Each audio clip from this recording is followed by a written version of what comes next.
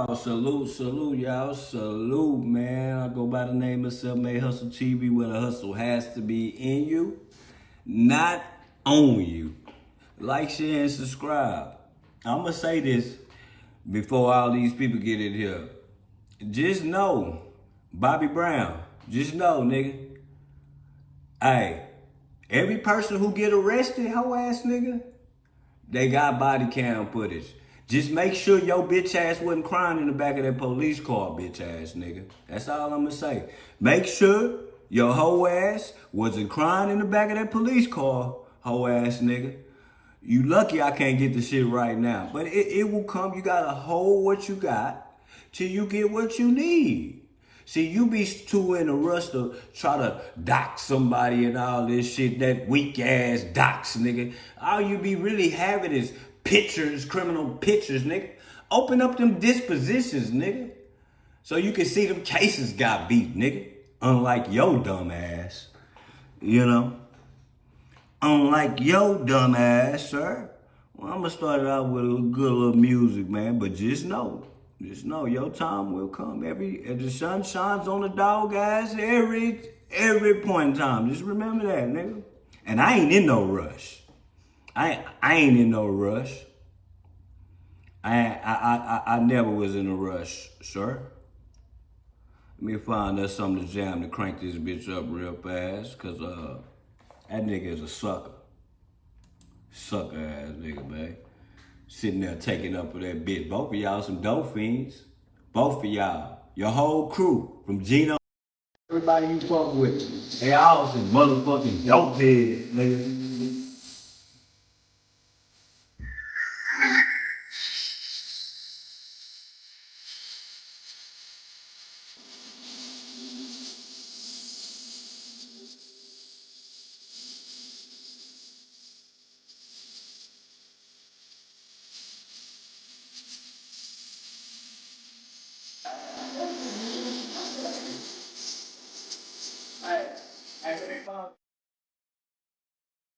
The nigga is so itching for motion so bad that he be in a rush to do shit, fool. He be in a rush. He think that a real street nigga is not ashamed of his criminal background of me catching a dope case, nigga. Nigga, you put up a picture of my criminal history that was 20 years old, fool ass nigga. Look at me now. Look at me then, and look at me now. Nigga, look at you though.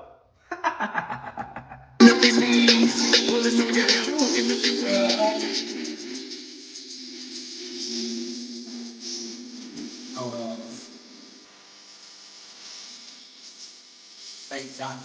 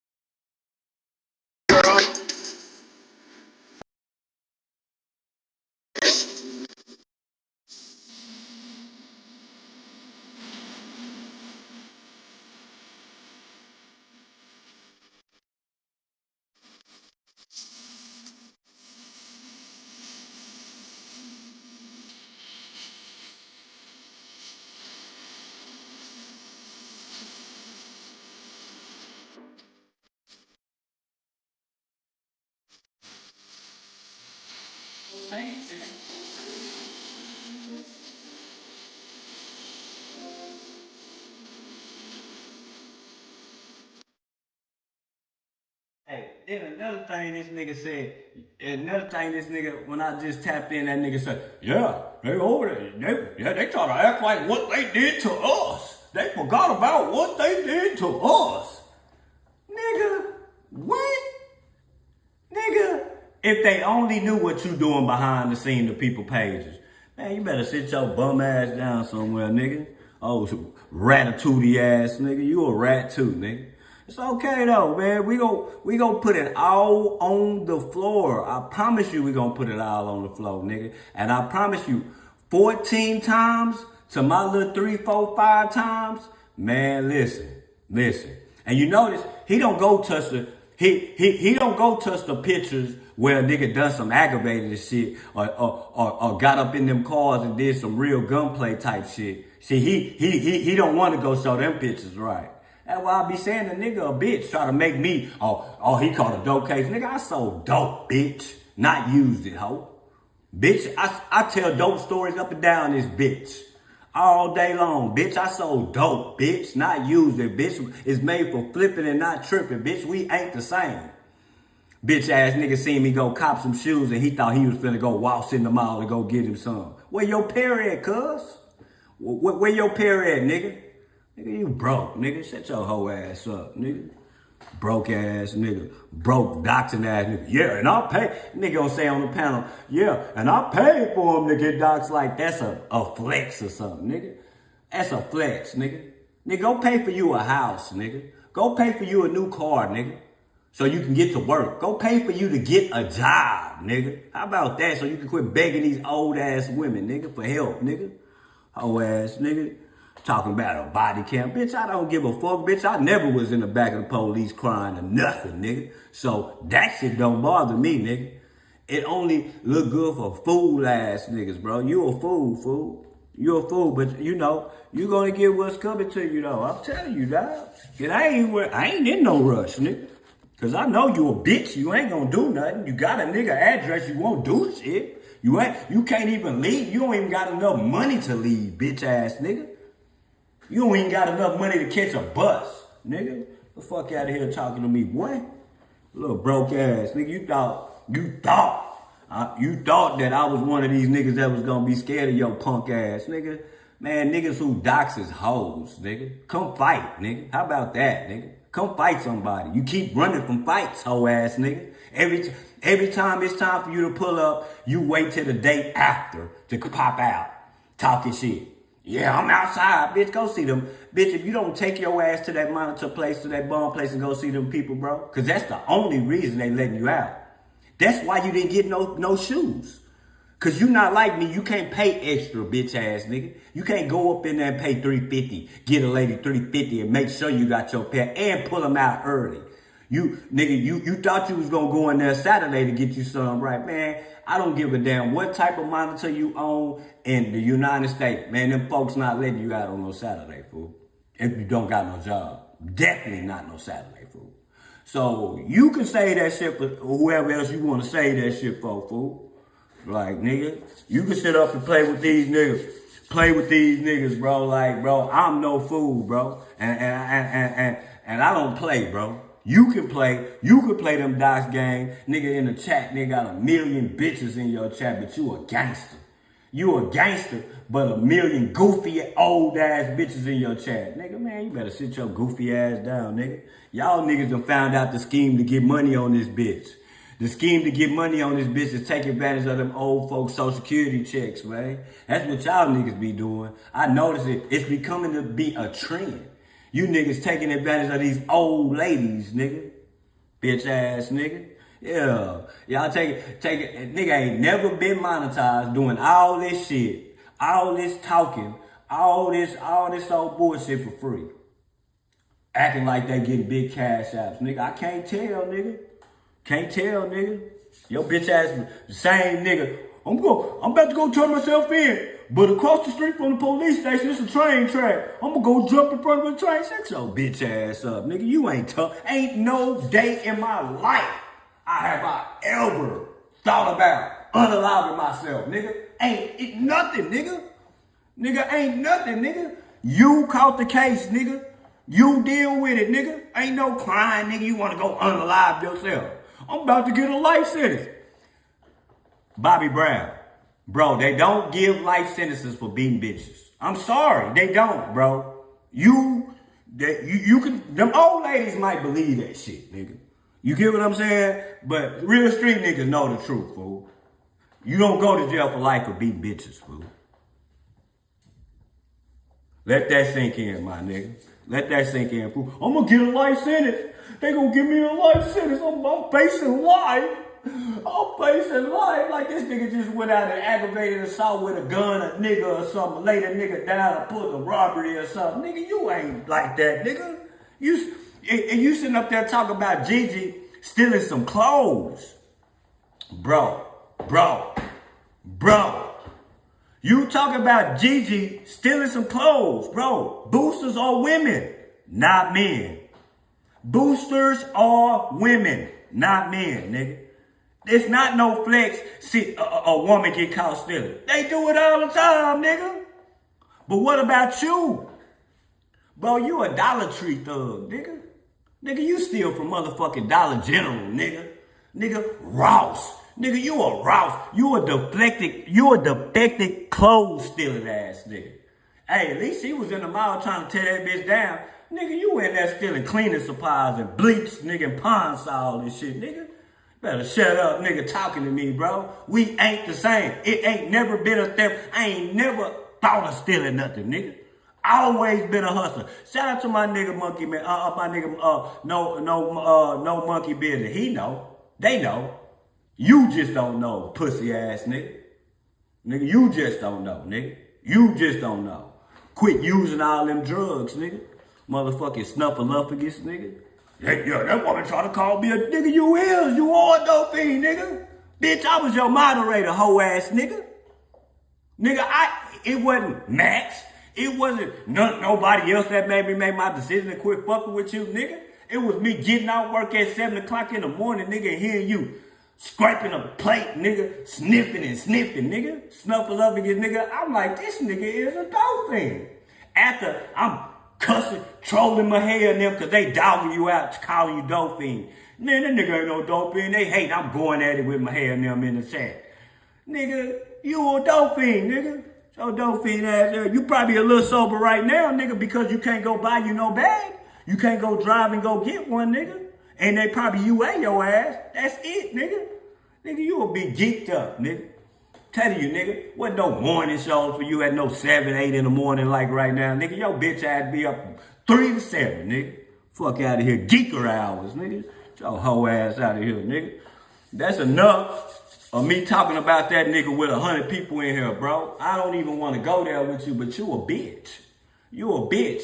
Sitting there taking up for a bitch that dox you. Your info is out because the bitch you taking up for, you goofy ass, friendly ass, pussy ass nigga. Hey, you need them people in your chat. You need them cash out from her people, right? That's why you eating her pussy. You roach ass, broke ass nigga. That's sad. That nigga gonna eat a bitch pussy that doxed him.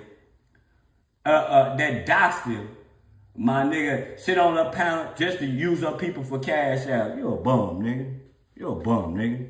Finna get off of you and get on to the content, fool. My bad, child. I had to get that out of my system real fast. Cause that bitch ass nigga, I don't do clout. Bitch, you a clout chasing ass, play running ass punk, nigga. Doxing asshole. For real, nigga. Hey, tread lightly on that weak ass page though. I see you don't want to show no videos or nothing, nigga. Tread lightly on that whole ass page. That's all I'm gonna tell you. Cause that bitch go down, you probably gonna cry like a hoe, nigga. Like a little bitch, nigga. Hoe ass nigga. So what we gonna get into right now, nigga, is man, I feel like out of character for this shit, fool. Cause this nigga is a waste of my time, nigga. Nigga, for real, nigga. Like, nigga, you a Bobby Brown ass nigga, man. For real. So what we gonna go through right now is we gonna go through the transcript, the court's transcript, man. We gonna listen in on this Diddy trial shit. I got the transcript where y'all can see what was actually worded instead of the AI shit that we was doing. But that's cool too. I like the AI. But we gonna go through this right here. So, yeah, man, enough of that bitch ass nigga. That nigga think he popping this shit cause he got 100 people. Good luck. Security guard, male dancer, Cassie Ventura, special agent, Don Richard, Carrie Morgan, David James, Regina Ventura, male dancer 2, Agent Gannon, Dr. Hughes, Kaplan, Scott Mascuti, Mila Morales, Frederick Zemmer, Josh Croft, Capricorn Clark, LAPD officer Christopher Ignacio, Lance Jimenez, Deontay Nash, Mia, security guard, Brianna Bongolan, and Jane Doe. Some words have been censored to comply with YouTube's guidelines. What you're about to hear is a voiced-over reading of the Sean Diddy Combs trial. Source: courtroom reporter at Inner City Press on X.com. All parties are presumed innocent until proven guilty. Listen at your own discretion. This is Sean Combs. To the public, he was a cultural icon, a businessman, larger than life. But there was another side to him. Over the course of this trial, you will hear about 20 years of the defendant's crimes. He had a team to help him, crimes that included kidnapping, arson, drug trafficking, and sex crimes. Let's begin with just one night. The defendant was hunting for his girlfriend, Cassie Ventura. He forced her to have sex with male escorts while he watched and recorded it. When he found out Cassie was seeing another man, he became furious and set out to find them. He woke an employee to drive him to the house, but no one was there. That didn't stop him. When he finally found Cassie, he beat her brutally, kicking her in the back, flinging her around like a rag doll. And still, it wasn't enough. He told Cassie he could release the videos of her with male escorts. He broke into another man's home and blackmailed his own girlfriend. These are not isolated incidents. Cassie is not the only woman he beat and exploited. These are just some of the crimes committed over a 20-year period. He operated a business, Bad Boy Records, that gave him access and power. He relied on his staff, including bodyguards and chiefs of staff, to manage all aspects of his life. They helped him promote and protect his image, but also executed his orders, kidnapping employees, setting a car on fire, dangling a man off a balcony. His team delivered drugs drop your link in the chat, though. On command. Even to women he forced into sex acts with escorts. He transported these women across state lines and internationally. Let me be clear, this case is not about a celebrity's private sexual preferences. This was criminal. He used coercion, manipulation. Man, make sure y'all do me a favor, man. I need at least 50 of y'all, man. 50 of y'all, man. Go over there, man, and subscribe to my nigga Stone. See, can I please get 50 of y'all to just sub to my nigga page? Some free shit, man. You know what I'm saying? Good content, man. Them niggas be over there rocking. Open panel all the time. You can get up there and pop your shit. Or you can go up there and you can get mauled.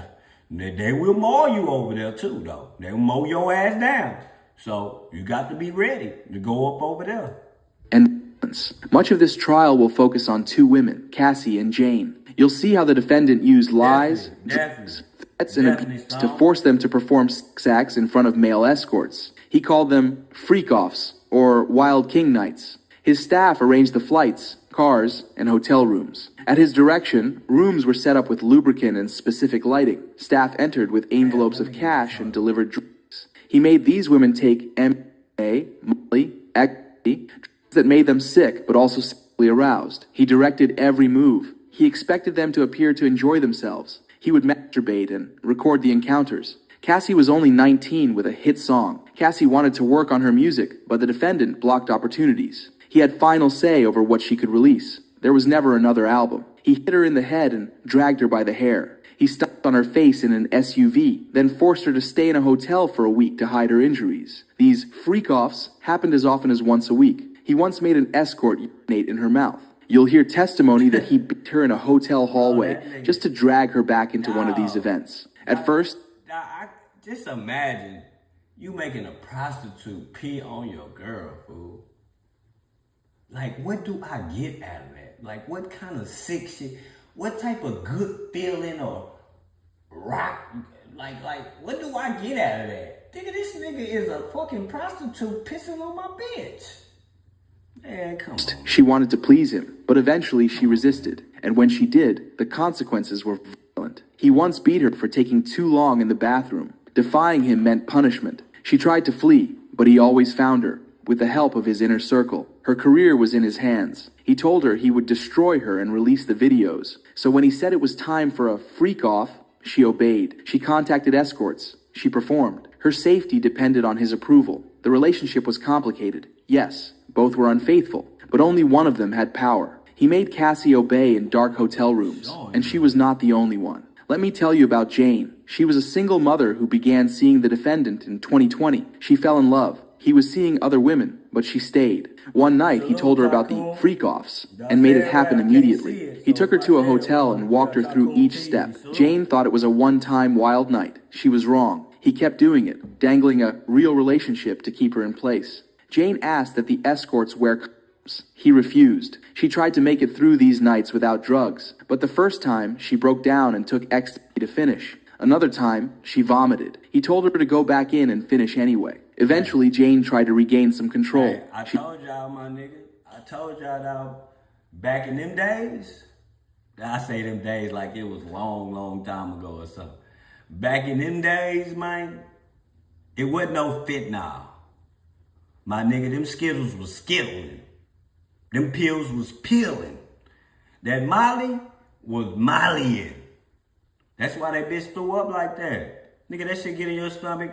Nigga, you be so high, that shit hit your ass, your motherfucking ass gonna throw up, nigga. But after you throw up, hey, nigga, you gonna be in space land, nigga. I promise you, nigga. They were on them real drugs, bro, back then. Not this bullshit now that these kids thinking they doing. Even the syrup is fake now.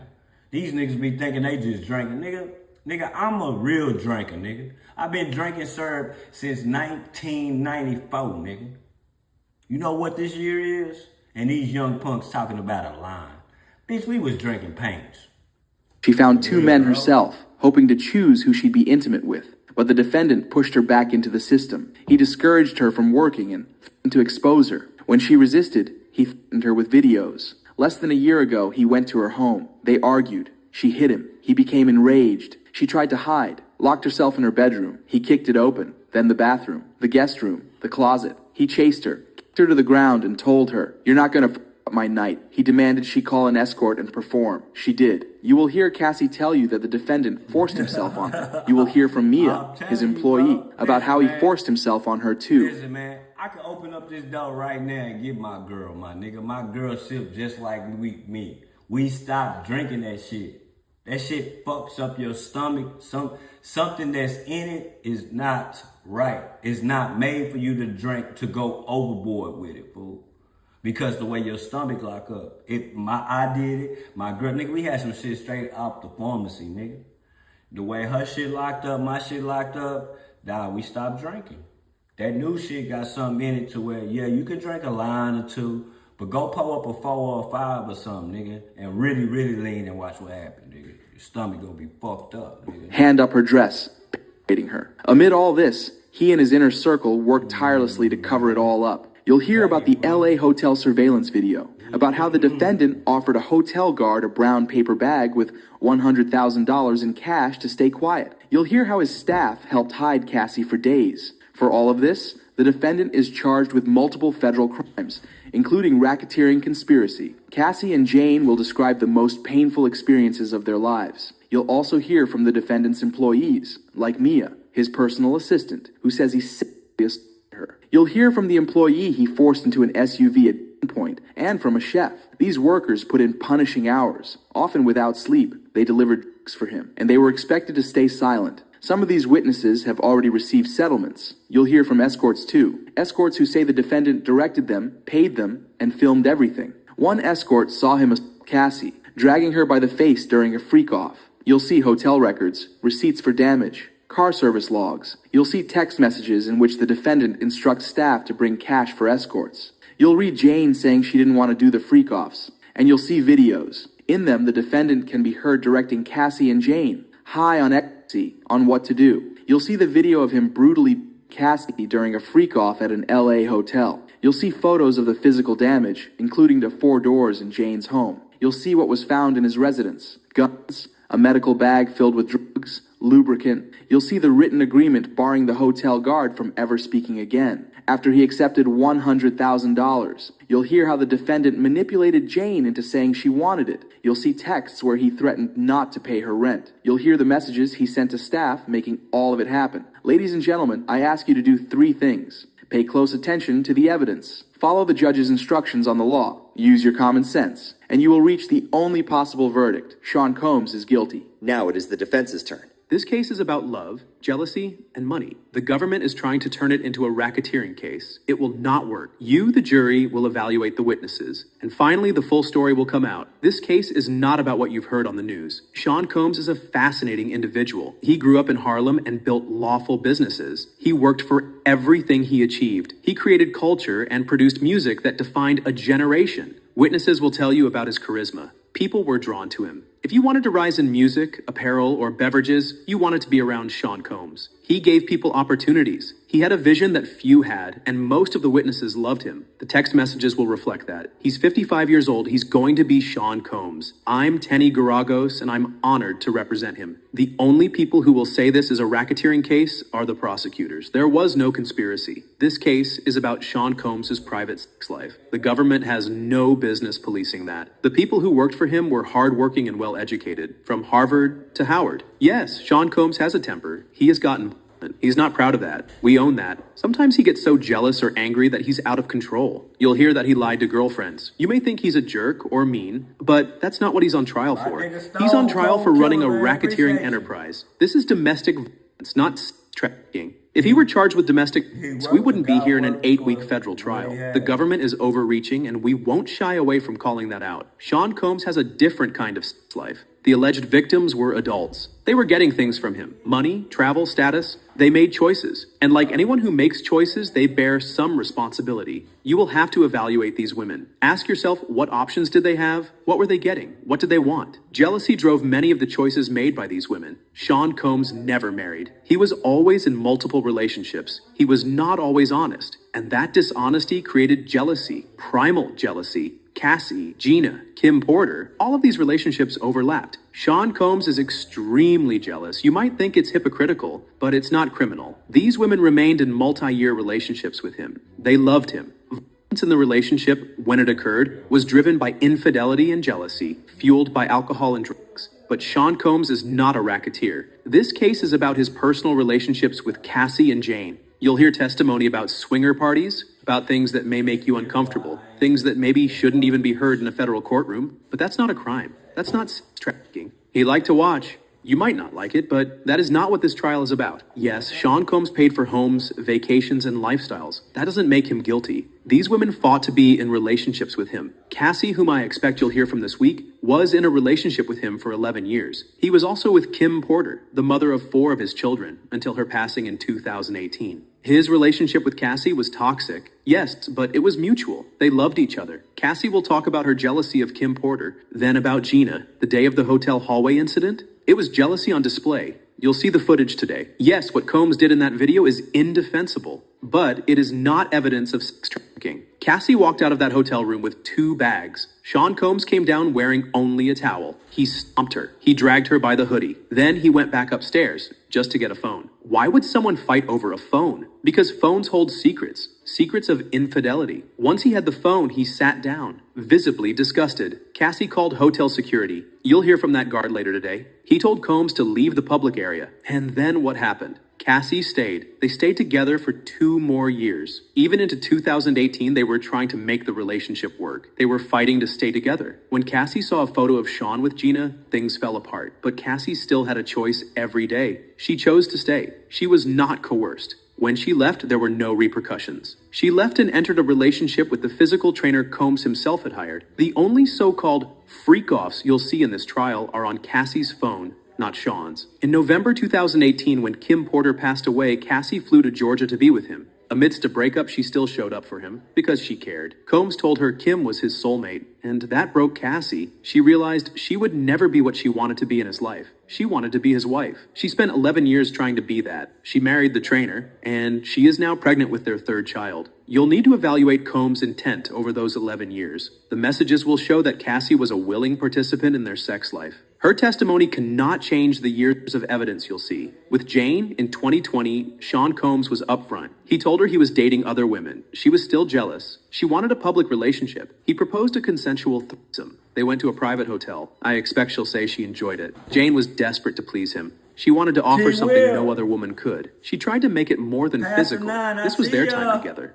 Jane did it for the closeness, the intimacy. She couldn't resist. Fucking like button, man. It is 500 people in here, man. Hit the like button, man, for me, man. Some free shit. Man, when we watching right now, we are watching the actual court transcript. All the people within the past 2 weeks that hit the stands. This is what we watched. Him emotionally. Even after a difficult phone call in November 2023, she flew out to see him again. Y'all remember in my prior lives, I told y'all, I was like, it's a way you can watch what they saying in court, but I didn't want to give up the game and lace y'all, but it seemed like they already got to it. Hey, them smart people. Hey, they smarter than they look, fool. And again, it was toxic, but it was also mutual. That's not trafficking. That's not coercion. It was jealousy, not control. She saw him on social media with another woman and sent him messages of regret. That's not criminal. Jane wanted to be in first place. That was her motive. That's why she stayed. Not because she was perfect. There was an incident about a year ago when Jane hit Combs. He hit her back. She slammed his head on the kitchen counter. Months later, she flew to see him again. She invited an escort. She will describe it as one of her best nights. A wild king night, whatever you want to call it. Yes, it will be uncomfortable, but it was... How the fuck do you have your best freaknik night and you not Diddy? Like, this is coming from a woman perspective. Like, you have your, like basketball players have their best nights. Like, like you have your best nights in the NBA finals or something, bitch. Now they the Diddy freak out. Intimate. As for Mia, why now? Why is she making these claims? She never said anything at the time. Not even when she began cooperating with the government. Think about that. Everyone in this courtroom has a motive, including her. If it was all so hostile, why didn't they call the police? They didn't. Why? Because they are vindictive. Because their motive is simple. Money. Cassie filed a public lawsuit in November 2023. She was living in her parents' modest home in Connecticut. She went to a civil lawyer. That lawyer is in this courtroom right now. Cassie demanded $30 million. Another alleged victim asked for $22 million. So ask yourself, how many millions of reasons do these witnesses have to lie? The evidence won't support these charges. On bribery, yes. Combs paid a security guard at the Intercontinental Hotel. Why? To make footage go away. It was for PR, for Combs, and for Cassie. There was no criminal investigation. On the woman allegedly worked for him for 10 years. She later asked to work for him again. On trafficking, these were drugs for personal use. Everyone worked hard. They were building something ambitious. It was their choice to be there. There was no conspiracy. Combs paid adult men for their time and experience. Porn actors get paid. Escorts get paid. Hulkamania, cowboys for angels. This is a real industry. You can pay for time and an experience. That's what Sean Combs was doing. This trial is not about your personal feelings towards Sean Combs. You are not here to impose your morality on him. You are here to apply the law. If you listen to the evidence and not the headlines, you will find him not guilty of these crimes. Thank you. We call LAPD Officer Israel Flores. Hey, what's your name, my brother? Appreciate you coming through, Godfrey. If I said it right, if I said it wrong, no, I didn't mean to do it like that. But it's hard for me to see it behind that thumbnail.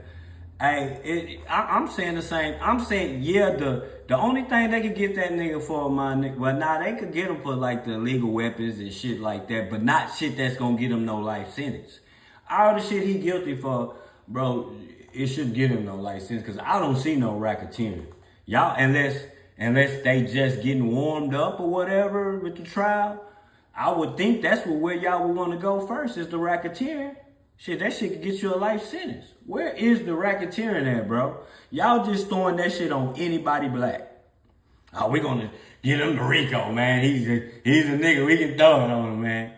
Yeah, you know, just put the Rico on you. Don't y'all people realize that the Rico was made for the mob? It was created for the mob. Some white people, not black people. How the fuck? Okay, tell me when the last time the mob caught a Rico. I want y'all to get on y'all Google search, do y'all some homework.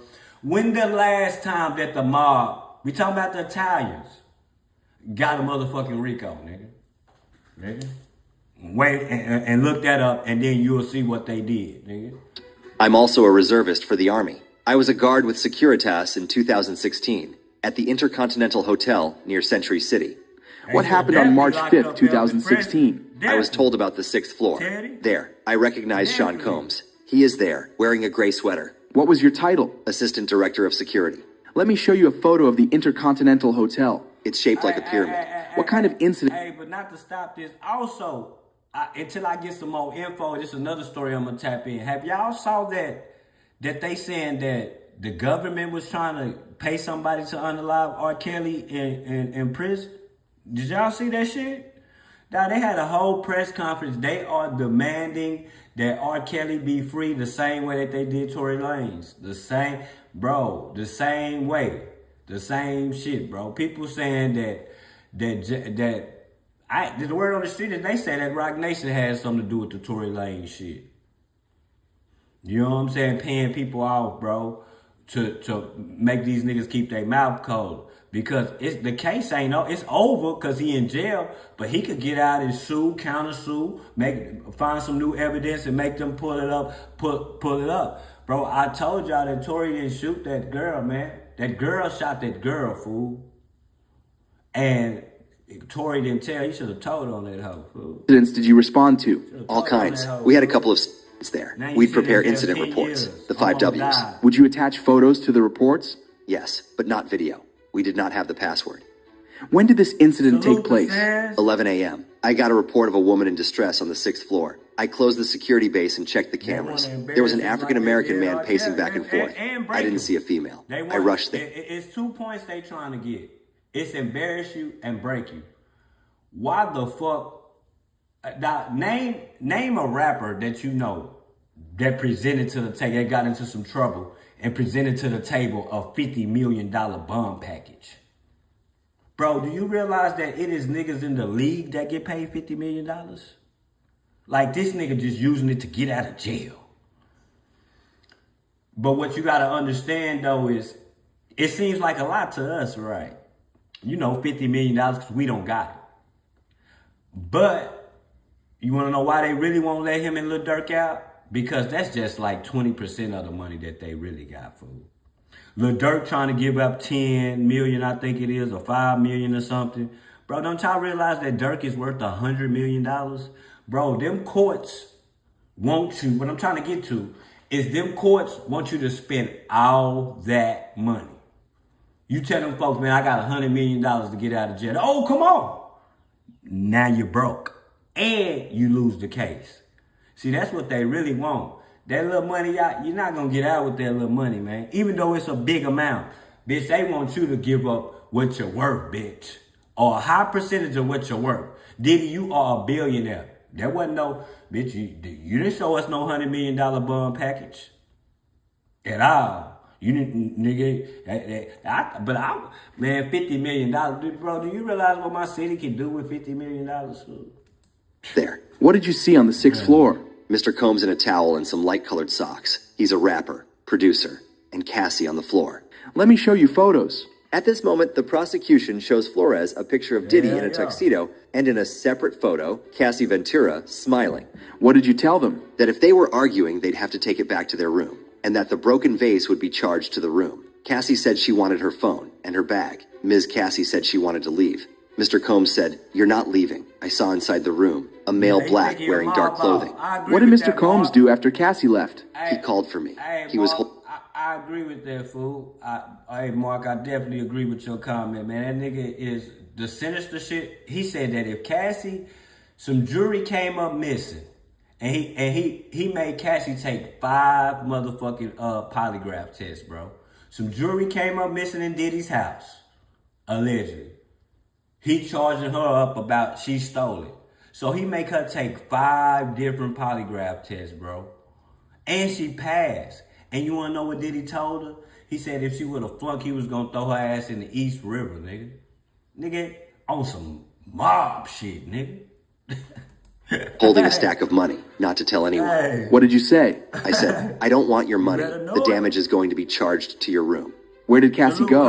After I spoke with her, she left. A car pulled up. She left in a black SUV. Was there a driver? 7 feet. He said, "She wants to leave." I said, "I'm talking to her, not you." They left. Then what? We went up to Mr. Combs' room to remind him of hotel rules. He opens the door and grabs the phone and says, "Are you recording me?" I pinned him to the wall. I took photos of the broken vase to tell them to come clean it up. I went to write the incident report. Is this it? My report with my name on it. At this moment, the defense objected, and the judge said, "Noted." Then they continued. Then did you review the video? Yes. I'm handing you a thumb drive with videos. Did it have audio? No. Let's walk through it. Who is this? Cassie. And this? Mr. Combs. What's happening here? She picked up the wall. Now, what I'm saying is, Ebony, I want to see what the, you know, I read a lot of court, I run a lot of court cases and court paperwork over here.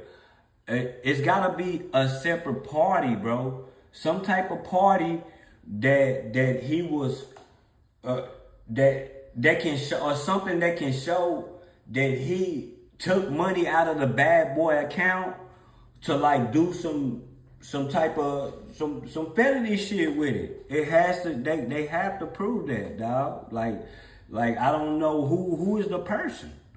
Unless that's what I'm saying. Unless the feds ain't opened up everything that they got yet, fool. They just heating up. You know what I'm saying? Phone. What did you find when you got there? The broken vase. What is at the end of this video? Oh, Me coming out of the elevator. Oh, Let's pull up the incident report again. Here, we reminded him that the checkout time was approaching. What did you add to the incident report after you reviewed the video? I described what I saw in the video. What else did you do with the video? I recorded 2 videos of it with my iPhone to show my wife at home. At this moment, Flores's video of the Cassie Hotel incident he recorded on his phone with his voiceover, including about how shiny his shoes were, is played for the jury. Then they continue. Did you work the next day? No, I had the next 2 days off. When you came back in, did you look for the video? I did, but it was gone. Did you ever see it again? Yes, recently. Nothing further. At this moment, the cross-examination began, and the defense were asking questions now. You said your report was the 5 W's, right? Yes. You mentioned that when you get off the elevator, 11:14 or 11:15, you describe Mr. Combs as having a devilish expression on his face. That's my opinion. When you get off the elevator, what's in your hand? My radio.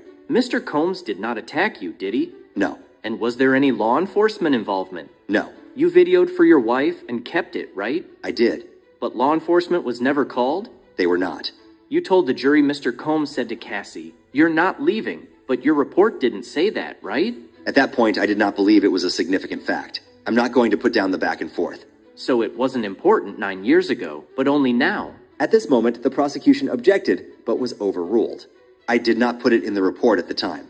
You said you were offered a bribe, but hadn't you told him he had to pay for the vase? Good morning, James. Yes. The gentleman you say you saw in the room. You described to the jury things not in your report. He didn't engage. Why didn't you ask him his name? He wasn't talking to no one. Did you tell anyone at the time? No. And the 7-foot driver, do you know who it was? I don't know, but Cassie knew him. You didn't put in your report that you offered to call law enforcement, but she refused. Why not? She said no, so there was no reason to include it. You said you put Mr. Combs against the wall. That's aggressive, isn't it? It could be, but I only put my forearm against his chest. But you didn't put that in your report. You're asking me to have put more detail in my report. Do you remember the layout? No, just a corner room.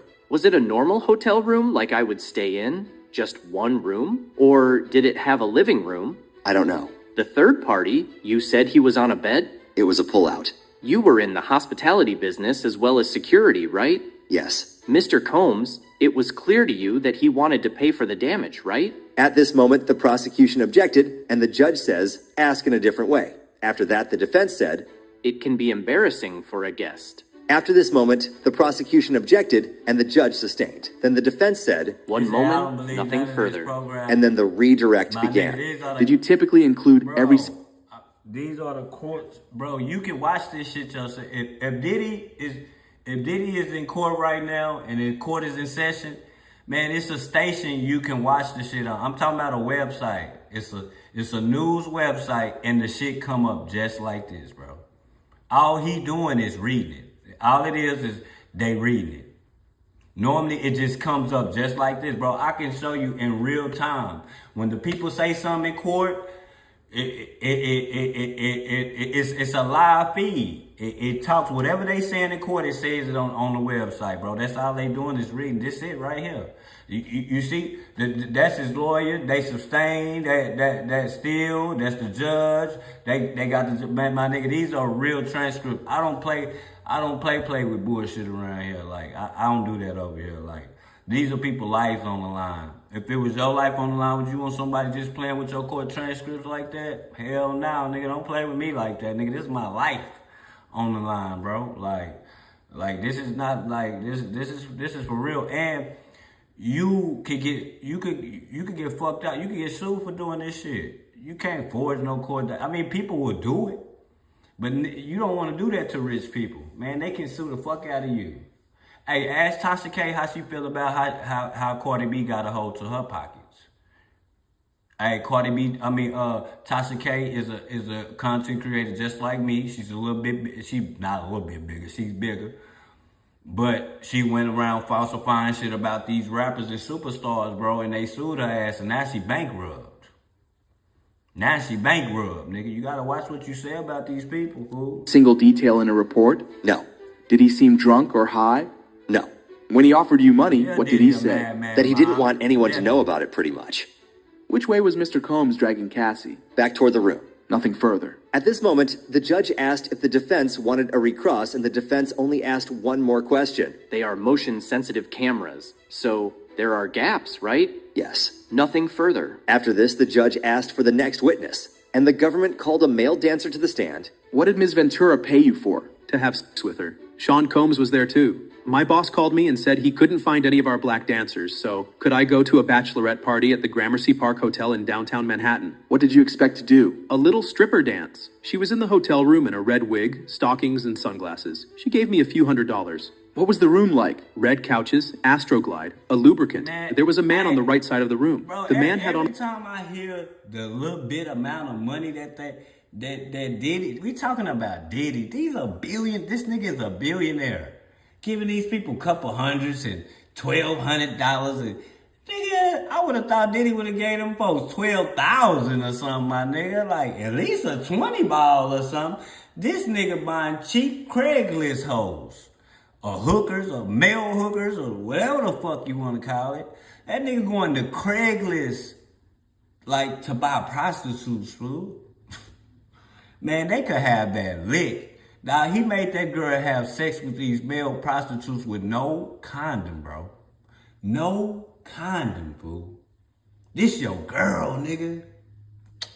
Come on, On a white robe and a bandana over his face, below his eyes, and baseball cap. From his voice, I recognized him as Sean Combs. What did he say? That he was into importing and exporting. He said he was having problems with my boss. At this moment, the defense objected, and then they continued. I'll get back to that. After the sex was over, what happened? Listen to what Pastor Nine say. All Tasha K had to say was allegedly. She just saying it like she know, wanting to be the top blogger, and made it to the top because you would think she know. Man, hey, that whole pop right now, that whole doing shows trying to get her life back in order. Cardi B and she won, bro. Cardi B won. That shit's scary. That's why I said, ever since then I said, man, I'm not making up nothing.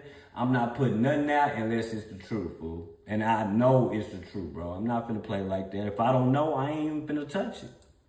Cassie gave me a couple of $1,000s more. He said to give them my phone number. I did. Cassie called me and asked me for a photo. Then what? She called me to go back. I did, for a few hours. And then a few times after that.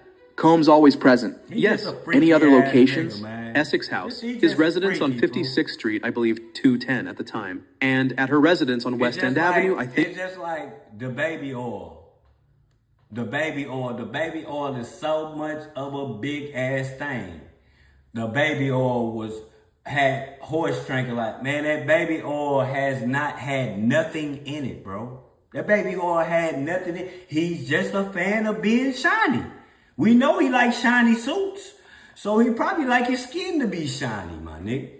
Like there ain't nothing, ain't nothing was in the baby oil, fool. So however he was, man, I'm telling you what he was doing, bro. That man was pouring that MDMA and them folks drink, man. That's what he was doing, bro. That's what he was doing, bro. He was taking that Molly, putting it in them folks' drinks and shit, fool. That's all he was doing, Think bro. number 10. What name were you to say you were there to see? Black. I would send her vulgar text messages. Like what? You want me to say it? Give an example. I'd text. I want to fuck you right now. How often did you use baby oil? Every time. Sean Combs said we didn't have enough baby oil on. He'd say, y'all slow down, separate from each other. One time he tried to have us role play, like we had just met at an airport. We weren't good, so we skipped that. What direction did Mr. Combs give you? He'd tell me to step off and back off.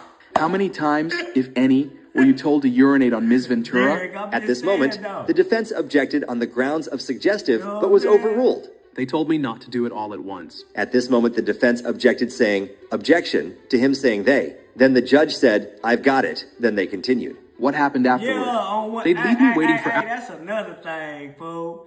Hey, that's another thing, man. Y'all be coming with some hell of a comments, man. That's why I love kicking it with y'all, man. Respectfully, fool. Because, bro, look at what my nigga Mustang just said, bro. A RICO case for one nigga? That's what I'm trying to tell these people, fool. A RICO has to be numerous people and some money has to be involved in exchange to pay for crimes.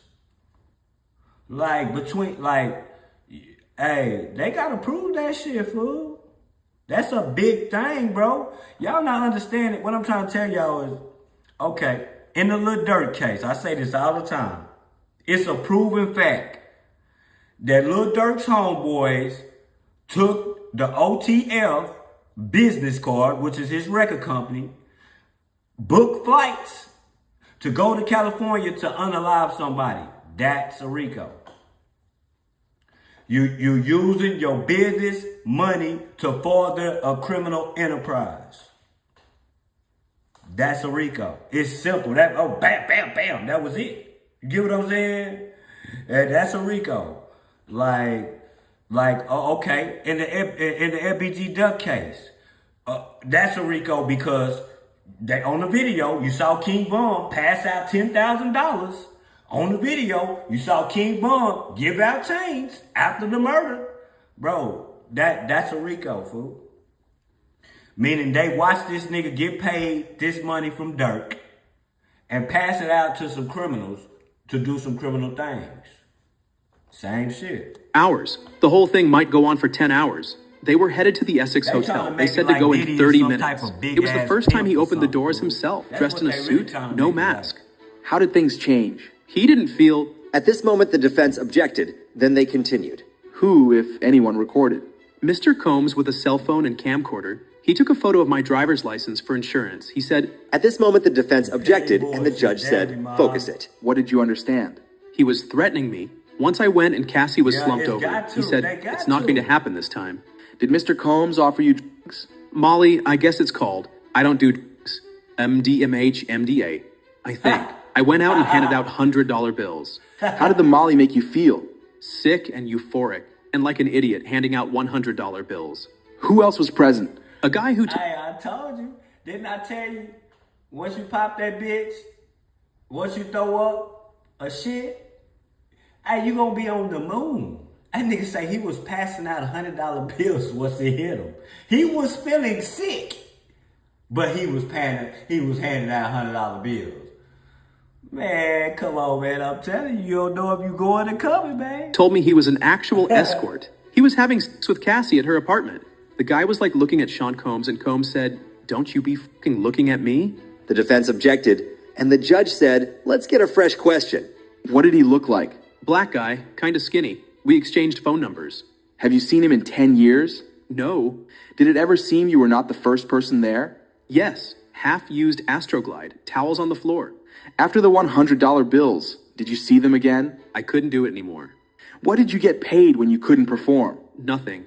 But I never asked for money. I was happy to get involved with people with such notoriety. But after I saw Sean Combs, Cassie... Now you see what I was telling y'all in prior lives? Sometimes this shit ain't even about the money. Sometimes these bitches are starstruck.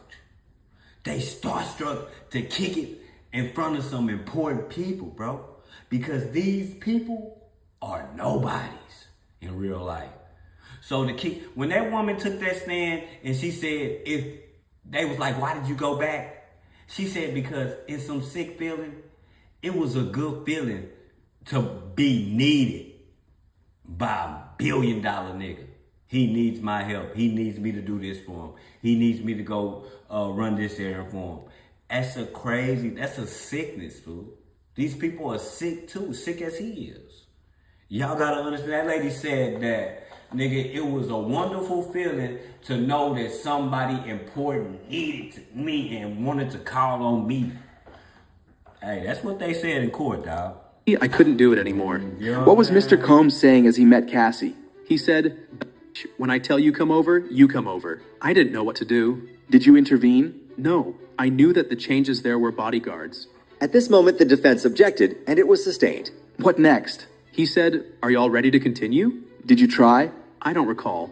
Did you see them again? I thought I had developed some sort of friendship with Cassie. I may have been speculating. I went there. I heard him slapping her. He walked out in a towel. She ran to me. I asked, "Why are you staying with this guy?" At this moment, the defense objected, and the judge asked on what grounds, and the defense said hearsay, and it was overruled. She said it was okay. Nothing further. Let me show you a text message chain between you and Cassie. Is it accurate? Yes. You were working for a service. A male review show. You were a manager? Male strippers for women? Yes.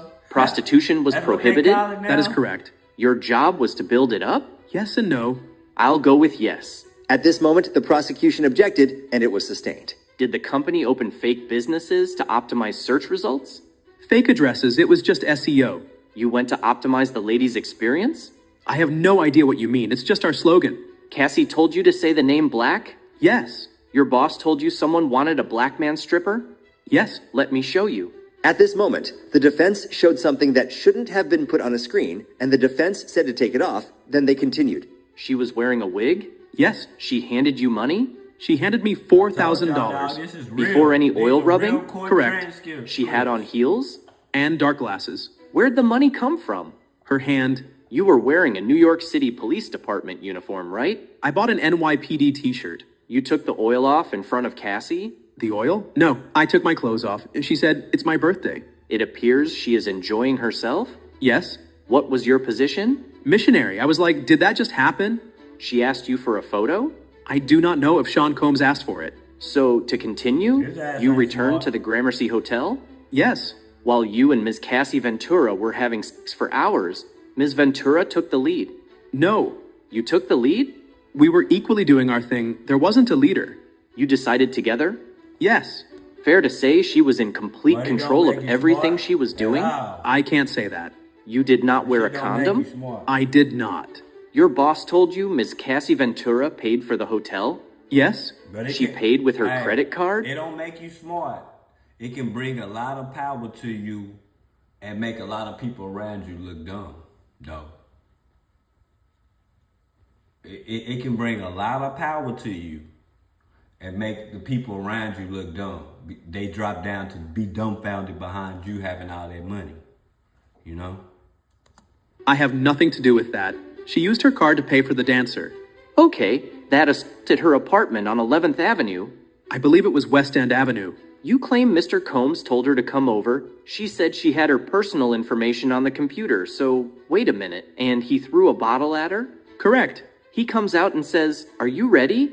Are you guys ready? Isn't it true Mr. Combs told you, yo man, I'm gonna have to deal with this? You need to get the fuck out? That is not correct. In 2023, didn't you tell prosecutors he said, yo man? At this moment, the prosecution objected on the grounds of it not being in evidence, and the judge said, you can only use it to try to refresh his recollection. Read it to yourself. Does it refresh you? I do not remember saying that. What I am reading here, get the fuck out. The prosecution objected, and the judge said, disregard that. Did you date a model? This is billionaire power. That ain't another nigga around that you can compare to Diddy. Like the type of power he got right now. Name you another black hip hop billionaire. Jay-Z. That's it. Like who else was a rapper that's a billionaire?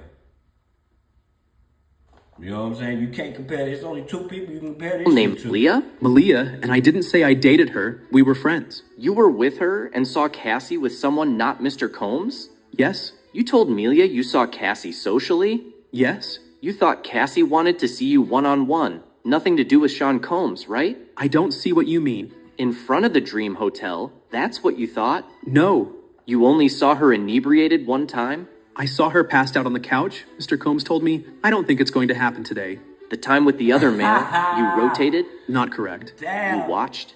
Yes. You said... Look, bro, one time the prostitute said that nigga Diddy called him back 3 times in one day, fool. He paid that nigga $1,200 each time. He said on the stand, he was like, so when they say y'all go for 3 days, he was like, it'd be 3 days, but I'm not there all the time. He said, we'll do a scene, I'll burn up and go do my thing. Go eat something, go home, do what I gotta do, and then he'll call me back. Give him another $1,200. This nigga was wearing, man, that nigga was wearing a little old Cassie coochie out, wasn't he? He was wearing her coochie out, boy. Mr. Combs was directing, Damn. but do you recall meeting the prosecutors on March 28th, 2025, and telling them you didn't recall Mr. Combs giving directions Man, about positions? Yes. So he didn't direct? It's not set in stone that he gonna go in, that he going to jail, y'all. Nigga, it's so many people saying, like, he can win this case, bro. Like because it's just too much Incorrect. shit. Y'all not understanding, where is all the other people at? Like, that's why he can win. Once them other people get involved and tell on that nigga like them superstars, that's when he lose. Cause Cassie right now is on some boyfriend, girlfriend shit. What about the people that ain't boyfriend and girlfriend with them? Them the people that's believable, fool. That ain't in their feelings. You get what I'm saying? You thought you were in a relationship with Cassie, didn't you? No. You wanted to get alone with her, to date her? If she'd let me, I would have. You'd get jealous of Mr. Combs? No. Did you not tell them that Mr. Combs would tell you, it's my turn? At this moment, the prosecution objected and asked for a sidebar. Then they continued. Didn't you tell the government that you would feel jealous because you liked Ms. Ventura romantically? I do not recall Definitely, that. Put up definitely. 35 to 70. At this moment, the prosecution said, just for the parties. I do not recall that. Nothing further. Please explain why you now say Mr. Combs directed you. He asked about positions, but Mr. Combs did tell us what to do. Use baby oil. The timing of the handing of cash, how did the amount compare to your stripping services? Love baby oil, boy. $3,800 more.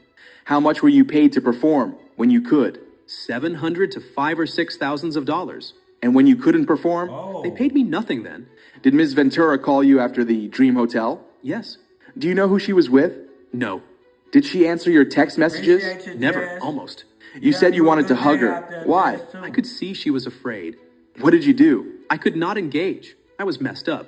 What did Mr. Combs say to you? He said, it's time for you to go. In the Gramercy Hotel, who was in the room? Sean Combs, myself, and Cassie.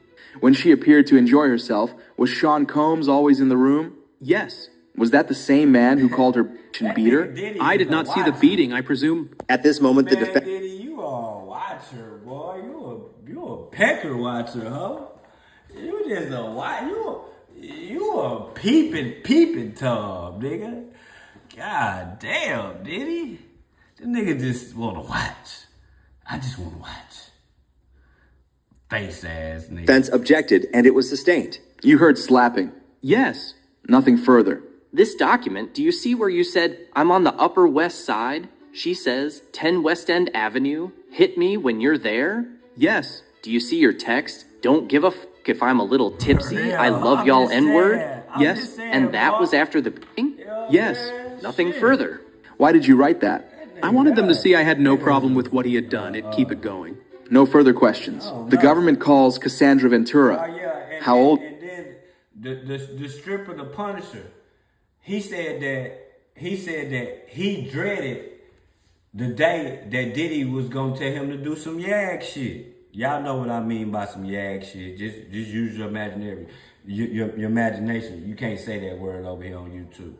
But yeah, he said he was dreading the day. He just knew that Diddy was gonna tell him to do some yag shit, but he never did. He said Diddy never. He said because that was gonna be the day that I cut ties with all of them if he would have came at me like that. He said I'm not like that. He's like, yeah, I do a lot of things for money. He was like, but I ain't doing that. You know what I'm saying? He said it, so we ain't seen no yag shit in this case yet. Right? Everybody said Diddy like boys and all this old shit. That's why I said you got to bring these superstars to the table because them the ones he like.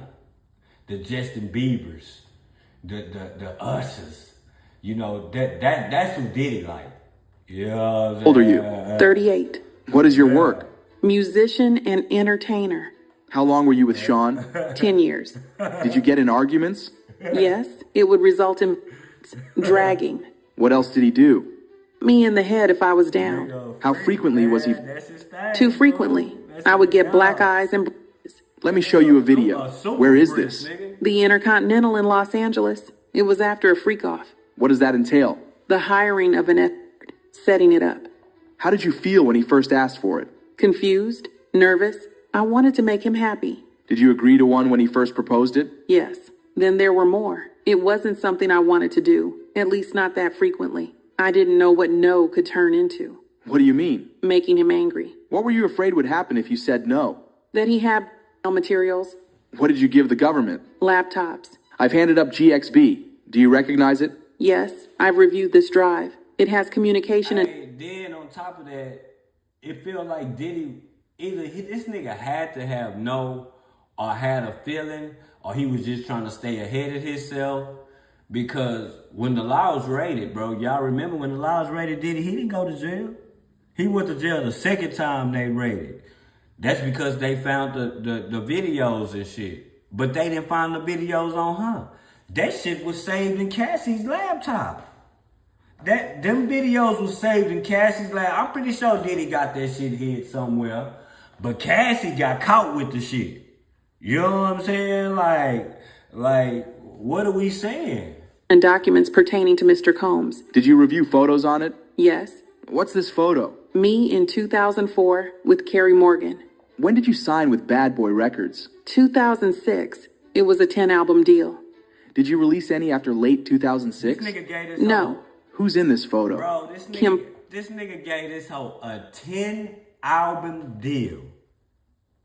Bro, she ain't no rapper. She a singer.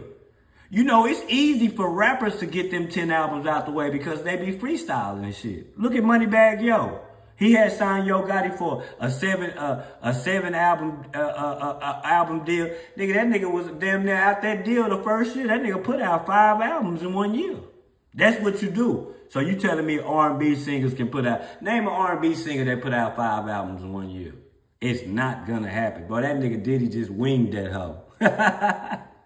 Porter. She was Sean's ex from before me and the mother of his children. Where did you celebrate your birthday in this photo? In Las Vegas. Carrie Morgan was there too. We're out on his patio on my 21st birthday. VMAs. What happened then? Sean kissed me in the bathroom. I ran back to my hotel. I told Carrie. I know for a fact that nigga's son was at some of these parties because I done seen the pictures that he had on all white. So I know for a fact that nigga's son, grown, was at these parties. When you got back to New York? I also know somebody else who was at these parties too. His mama. Yes, Diddy mama was at some of these parties.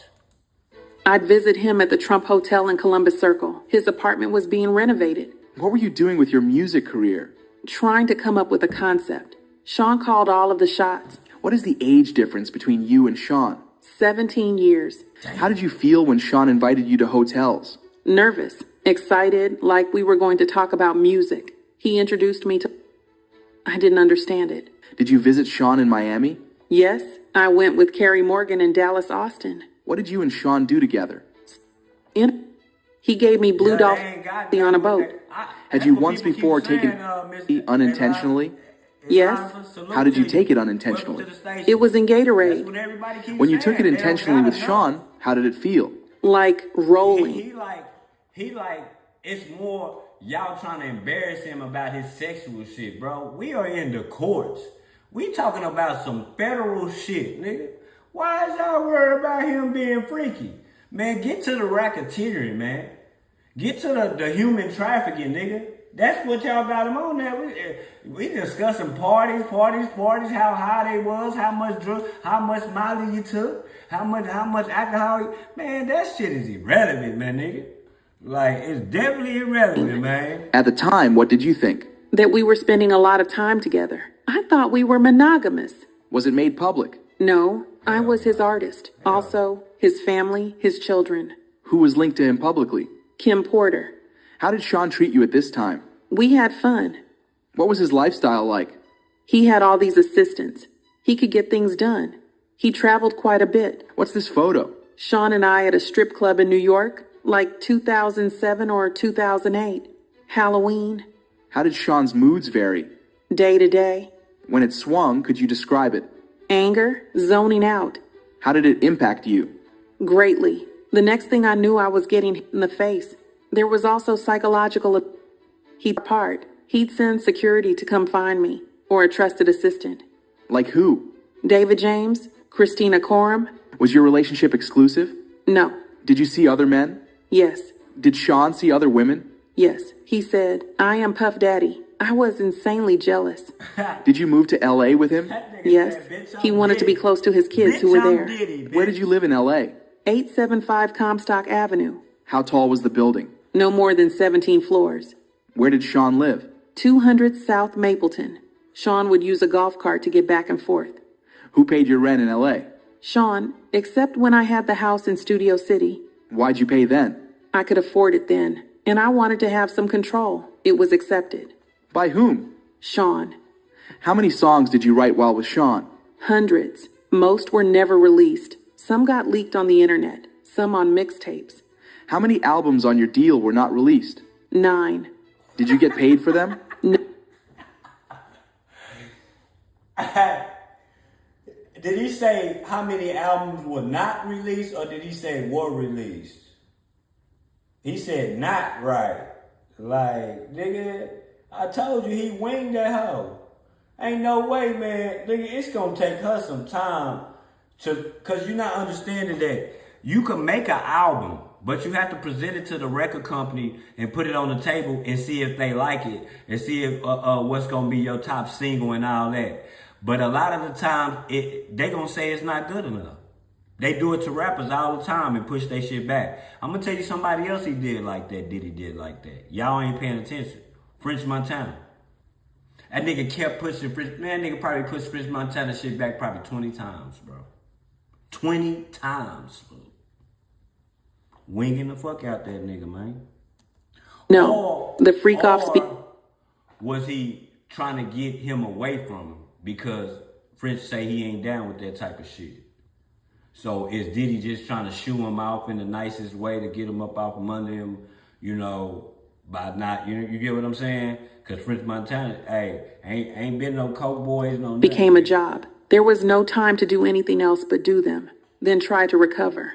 How much time in your week would freak-offs take? The longest was 4 days, significant periods of time. At this moment, there was a break. Then they continued. Who was your manager at Bad Boy Records?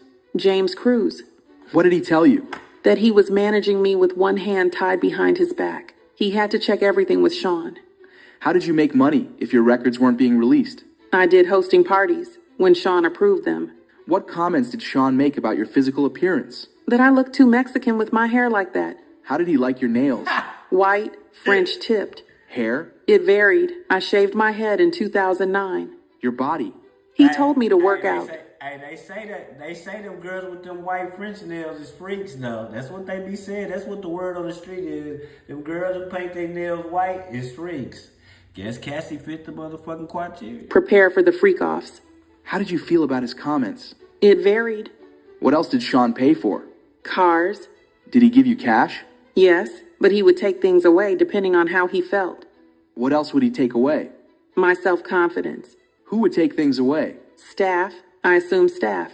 At this point, there was an objection by the defense. Then the judge said to disregard the last answer. Who took your laptop and phone? Security. How long would they be gone for? However long I was being punished for. How often were you in contact with Sean's staff? Daily. Who are in these photos? Christina Coram and Ms. Fletcher. What did you call Ms. Coram? KK. And who's this? D-Rock. He was Sean's security.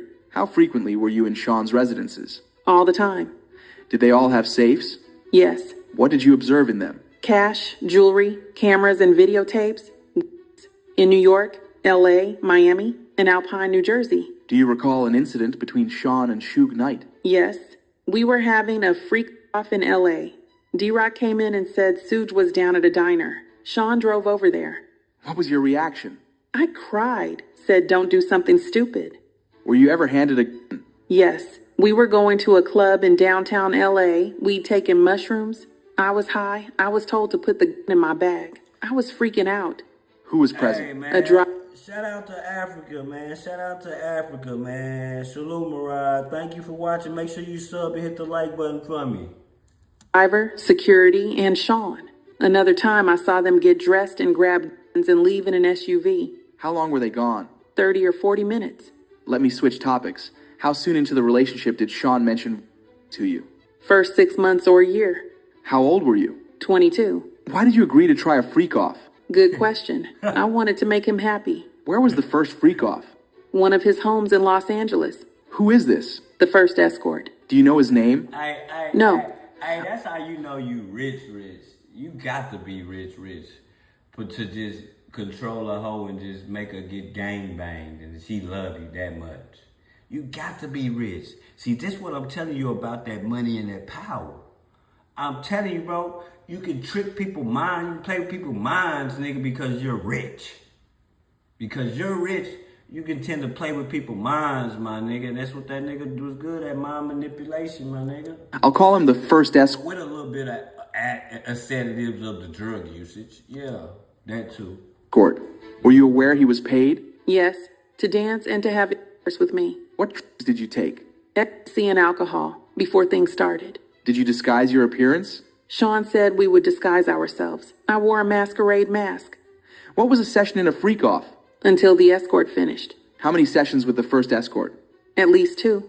How did you feel?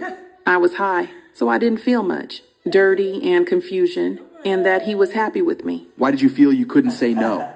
I didn't want to make him angry or upset after he'd shared this part of himself with me. How frequent did the freak-offs become? Weekly for a consistent amount of years. When was your last one? 2017, 2018. How long were you awake during the freak-offs? I never slept. I took drugs, ecstasy and Molly, cocaine. Do you recall all of the freak-offs? That would be impossible. Did you want to stop? Yes, I was humiliated. I didn't have... Hey, how many times do y'all think in this trial that this bitch say she was on coke, drugs, ecstasy? Bro, she trying to embed that. He drugged me. She trying to embed that he's sinister. They trying to embed that he whoops with. Hey man, they are embedding that shit down with the drug usage, fool. I swear this bitch probably said this shit 100 times, my nigga, in this trial. Have those words then. I couldn't talk to anyone about it. Did you tell him you didn't want to? Yes, I brought it up gently. I didn't want him to just do it with someone else. Were you able to express your concerns to him? At this moment, the defense objected to the question, and the judge told the prosecutor to rephrase his question. Why would you talk to him gently? I didn't want him to be angry. What is this? Email between me and Sean. What did you call him? Pop. Why? He asked me what I called my grandfather. I did it, but now I think it was Bro, this nigga asked me what I called my grandpa, and you call me that bitch. I'm your grandpa. Pop. Hey, that ain't the only name that they call that nigga. They call that nigga Ernie or something. Yeah, that nigga say he wanted to be called Ernie. Ernie, I don't know who the fuck Ernie is, or what the fuck that nigga Diddy is weird, my nigga. Ernie? disrespectful. What did you write? I really need to... Why did you write that? Because I wanted to be with him. I'll read Sean's messages. You read yours. You don't want to do any more? I'm so predictable. What did you think this meant? That he knew I didn't want to do the freak-offs anymore, but then I backpedaled. Why? To not make him angry. He could be violent. Where'd you get your outfit? Pleasure chest elsewhere. Did you get piercings? Yes, Sean came with me. Which of his homes did you have freak-offs in? Miami, New York. What other homes? My homes, all but Studio City. In what other cities? Atlanta, Ibiza. In what hotels in New York did you have freak-offs? Trump, Gramercy. Intercontinental? 44th Street, yes. Elsewhere? Mandarin Oriental, Fontainebleau. What names were used? Jackie Starr I used. Frank Black. What supplies were used for freak-offs? Astroglide, baby oil, condoms. Who brought the supplies? Security, Sean's assistants. Which brand of baby oil? Johnson's. How was it used? Sean said, you need to be glistening. Were there freak-offs where you ran out of baby oil? After this question, the defense objected the question on the ground of it being irrelevant. Then the prosecutor asked this question. You also mentioned Astroglide. But was also objected over the same reason. Then the judge asked for a sidebar. After the sidebar, they continued. We were just talking about Astroglide. How was it used? Lubricant. If you ran out, what would you do? We'd call either staff or the bell desk, give them a tip. Were the freak-offs lit? Initially, it was a candle, strong smelling, Glade. Any other use of candle wax? A few times poured on my body. Who set the temperature of the room? Sean, I was expected to do freak-offs on my period. Did you want to do that? No. Did you want to be...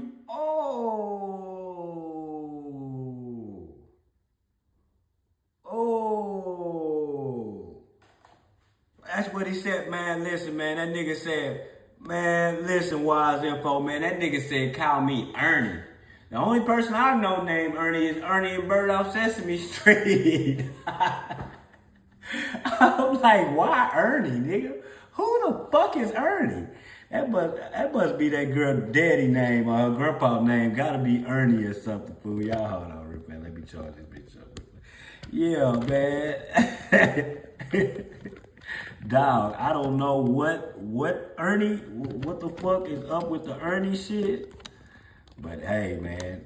Hey, that's what he want to be called, man. Ernie, man.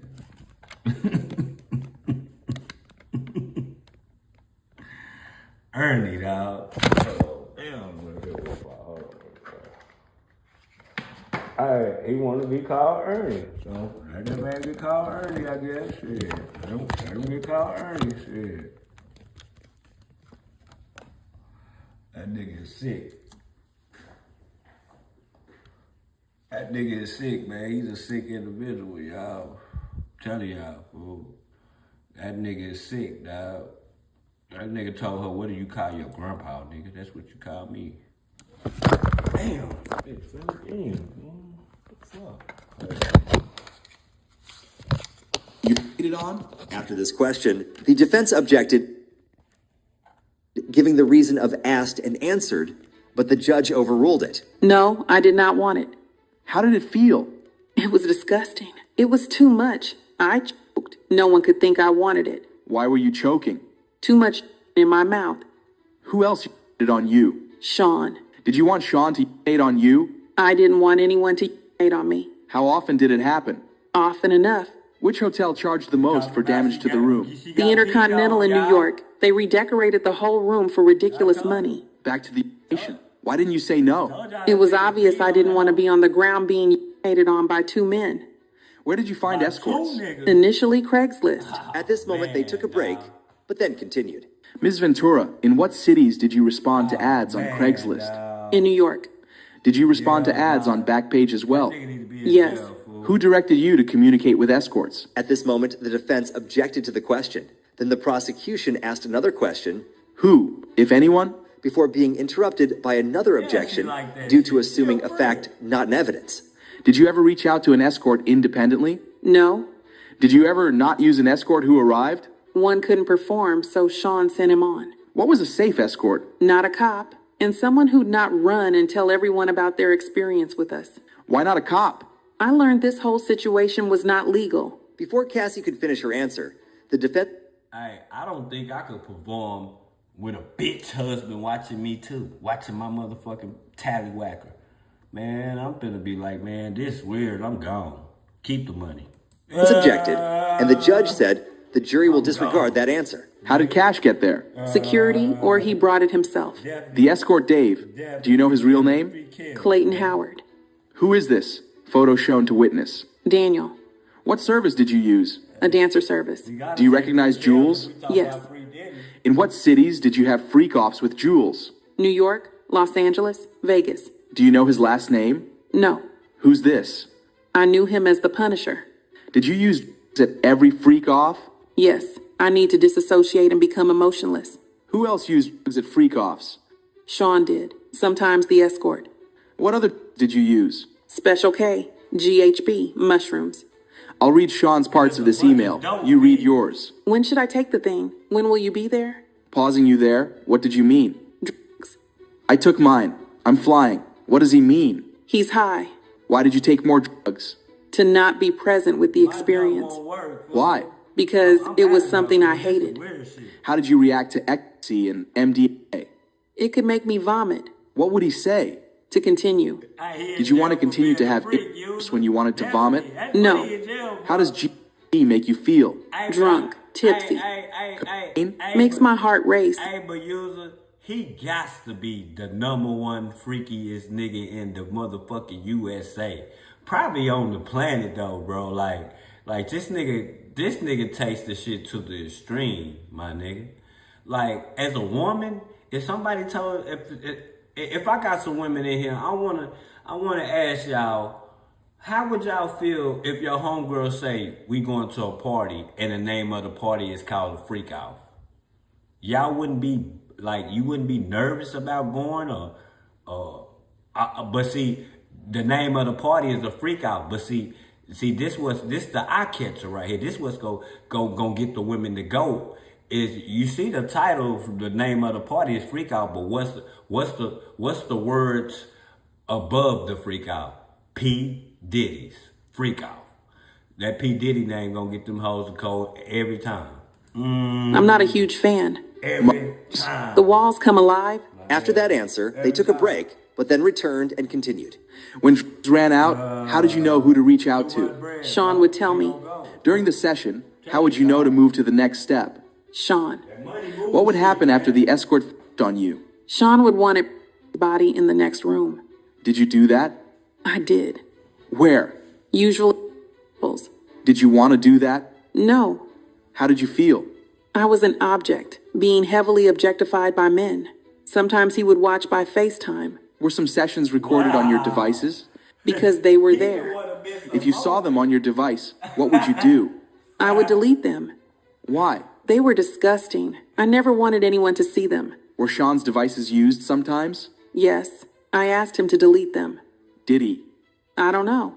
Did you ever leave a freak off before it was over? Yes, at the Century City Intercontinental. I finally had a premiere coming up and I didn't want to mess it up, but Sean hit me. At what point did Sean hit you? Between sessions. What happened next? I got to the elevator. Next thing I knew, I was thrown to the ground. Who threw you down?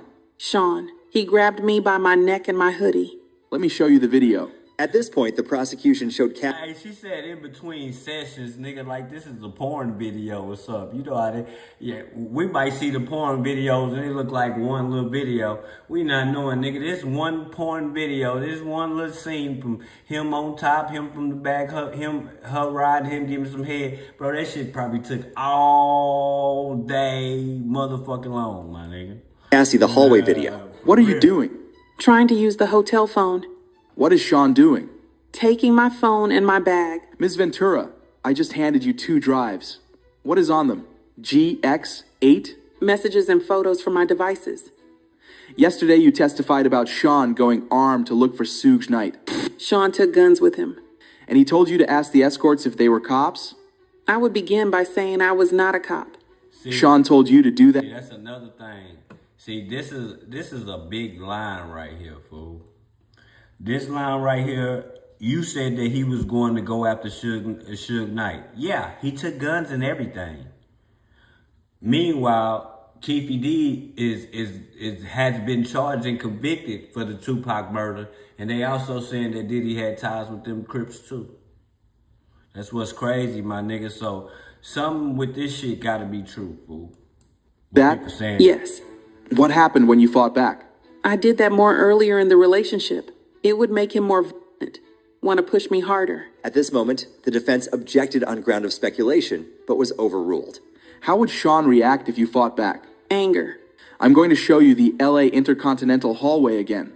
Play from 143 to 146. Who enters? Sean. What's in his hand? He doesn't appear to have anything. Play to 159. Now anything in his hand? My phone. How did he get it? Well, he took all of my stuff. Where does he end up? Sitting in a chair in front of the window. What are you doing? I'm walking away from him. Now who's in the video? Me and security. In this one, play from 531. Where did you go from the hotel? I took an Uber. Now let's turn to text messages. Can you read page 4? Please call I'm surrounded. Who sent that? From Sean. Hey, you see how he be letting her leave, fool? Like pimps don't let their hoes leave, nigga. Bitch, you can't go nowhere.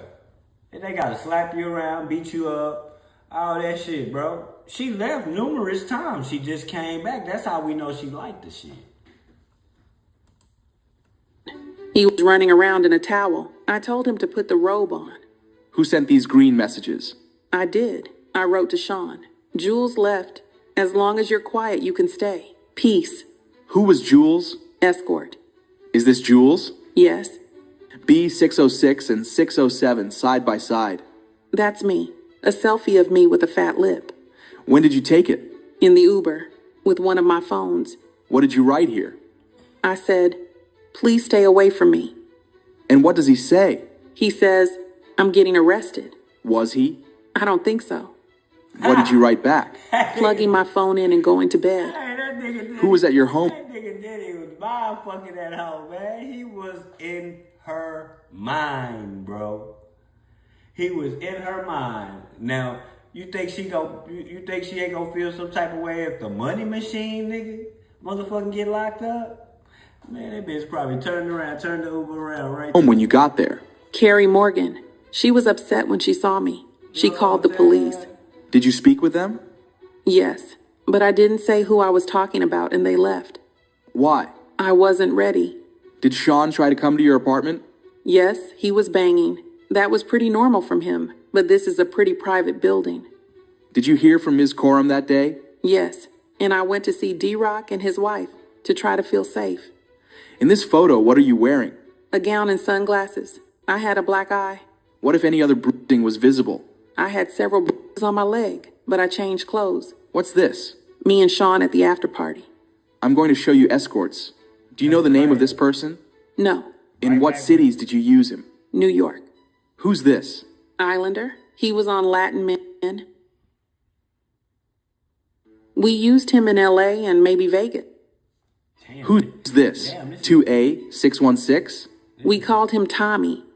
Who is this? I know him as Greg, an escort in Miami. Who's this? Jonathan. We saw him in Miami. Who's this? Red baseball cap backwards. I don't know. State with the freak outs, my nigga. This nigga was state to state. Miami. Started in Miami. She said Vegas. Bitch, damn, this nigga was just feeling freaky every state, wasn't he? Hey, boy, that shit could get you in massive trouble, boy. I'm telling you, boy, with that human trafficking, fool. This nigga in all these states, this bitch is saying this shit, fool. Like, man, the prostitute saying that the payment came from him. Like, this is bad. He looks familiar from the freak-offs. What did you write here? This is all we do. I'm just getting back on track. I'm sure you can call Kim or something. What did you mean by this is all we do? Freak-offs. Did you try to avoid anything in the freak-offs? I tried to avoid kissing. It seems too intimate. But Sean told me to do it, to kiss the escorts. What did Sean ask you to do on your 29th birthday? A freak-off. He had me pulled out of the Blind Dragon for the freak-off. Some security. What about blackmail material? He wanted me to fear. At this moment, the defense objected but was overruled. When would Sean mention the freak-off videos? To hurt me. One time I was dating someone else and he threatened to release the freak-off videos. I'd have to answer to my mother. It's horrible and disgusting. No one should do that to anyone. Oh, yeah, I forgot. In the court, she said that nigga threatened her about giving the tape to her mama, fool. Just imagine you doing this freaky shit, nigga. And this nigga blackmail you by sending the tape to your goddamn mama. Your mama see you on there get gangbanged by prostitutes, nigga. That's crazy work, bro. Anyone. What did Sean say the impact would be? Shame. Let me show you a chat. Who's on it? Me and Sean. July 22nd, 2013. Read your message. I wrote, please delete the videos off your phone. Too many people have access to your devices. He said, no iCloud. All good. Ambien kicking in. At this point, the prosecution requested a sidebar, and the judge then called for a break to change some things in the courtroom. During the break, Combs was seen sitting at the defense table, speaking with his lawyer, Xavier Donaldson. After that, the prosecution stated there were issues with the privacy screens and said they would put that off and do something else now. Then, they brought the jury and Cassie Ventura back into the courtroom and continued. I offer more exhibits. What did you say here? So they got her testifying behind a privacy screen. Like one of them screens, is just a screen up where you can't see her, fool. You know what I'm saying? That's crazy, fool. I'd been told there was a sexually explicit video out there about me. I reached out to Sean. Then what? We were driving back to NYC from Atlantic City to talk to this DJ, Who Kid. Did that happen? At a restaurant. What was security's role? To intimidate, they were lining the room. Who was there? Uncle Paulie, James Cruz. How would you recover from a freak off? I'd take a... I wanted to feel numb. We'd get massages, IV fluids. The chef would cook us something. How often did you take after freak offs? Often. I got urinary tract infections. Were the UTIs painful? Very anti. Now that's another part that kills me right there. With you making your girl have sex with these people with no condoms, you know, not saying that that's a a UTI is a sexually transmitted disease, but that shit comes from dirtiness, not drinking enough water, not fueling yourself up the way you're supposed to be. Y'all didn't hear what she said. She said we had to take IVs. Damn, bitch, you fucked that hard, bitch, that you needed fluids, bitch. You fucked and drugged so hard that you needed fluids, like the hospital give you. Man, that's crazy, fool. It's crazy, dog. That's crazy. This shit cannot be fucking real, bro. That's why I'm stuck on this shit, because this shit is like a book or something, bro. Like, this shit can't be real, fool. This gotta be, like, dog. Antibacterials didn't work anymore. How did it feel during freak-offs? Yes, Burning. I would not advise it. That's crazy, Let's read this bro. out She loud. got burnt I and have all these everything, sores bro. on my tongue. I have another UTI. Hey, that bitch was, excuse my language, let me see how I can say this shit. I'm gonna stop saying bitch too. That lady was giving so much head that she had sores on her tongue. My nigga, what the fuck? Now, y'all, we know it's a lot of lies on the board. People can tell a lot of lies, but why would she tell that one? Why would she tell that one though? It could be a lot of lies on the board, bro. Diddy did a lot of things, but why would she say she had so much sex? I don't think you can fake that, fool. I think that bitch really, she got a hold to a bad dick. Yeah. What sores? Friction in my mouth. From what? Oral. You said another UTI, then sad face emoji. I was open with him about them. So you feel sick. Why are you sorry? I took the blame for things. Which escort would go to clubs with you and Sean? Jules. The escort from the Intercontinental in LA. Yes. Did you want to have sex with Jules? Ever? No, but I knew him. Why did you do it? Sean. Who was present when Sean put his hands on you at freak-offs? Sometimes the escort was there too. In the same room? Yes, Jules. And in the suite? Yes. Were they aware? At this moment, the defense objected but was overruled. Yes. The escorts would ask me if I was okay afterward. Hey, another thing. Y'all notice how every time the questions get hard that we want to hear, they always rejected that shit, fool. Every time they be trying to save this nigga from us getting the real answers, fool. In what cities did he put his hands on you? New York, Los Angeles, Miami. How frequently? Too frequently. What's the Abbey? A gay club in LA. I went there with my friend. Where were you going? To a music festival in Canada run by Drake. Sean came to my home and tried to attack me. I was thrown into the bed frame. What's this? A photo of my eye afterward. Who took you to the doctor? D-Rock. Did you send this photo to Sean? Yes, and I wrote, so you can remember. I wanted him to be sorry about it at least. In this photo, where were you? In the green room in Toronto. I put my hair over my eye. Then we went to the Hamptons. Sean wanted to have a freak off in the Hamptons. We got a hotel and an escort. Which one? Dave. I took GB. I went into a... This nigga Diddy is sinister. You give her a black eye, tell her to put her hair over it. Put your hair on that side. And then go call up a trip and do a freak out. You don't even let the girl heal, dude. Who wants to watch a porn video with a bad female, a fine, sexy, seductive female with a black eye, Diddy? Bro, you are sinister and sick as fuck. Sick as fuck. A G-hole and blacked out. Sick I woke as up fuck, nude in the bro. shower. Dave and Sean were freaking out. I bugged out. It wasn't pretty. Then what? I spoke to a friend of Sean's, and then we had a freak off. What's this? My eyebrow healed up a little bit. A week later, I have a permanent scar on my eyebrow. What's this? Me at the Cannes Festival. What happened at Cannes? Sean accused me of taking from his boat. He threw me off, but my passport was still on the boat. And you were on the red carpet that same night? Yes, Did you attend the movie? Yes. How did you get back to New York? On a commercial flight. I traded my seat to get away, but he traded to get next to me. What did he show you? Freak off videos. He played them for me on one of his laptops. He said he'd release them. How did you feel? Trapped. When you landed in New York, what did you do? We went to a dinner. Then he wanted to have a freak off. So we had a freak off. Why did you do it? To make him not threaten me. Let's read these from June 13th, 2013.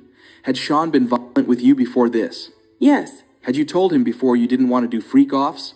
Yes. You said you needed GHB? Yes. And that 2 escorts weren't available. I wrote, only Paul available, or Jake the white guy. But he can't do until 11. The other guy can do earlier. It's just one more person knowing our secret. What did you mean? The freak-offs. What is SLS? A hotel in Hollywood.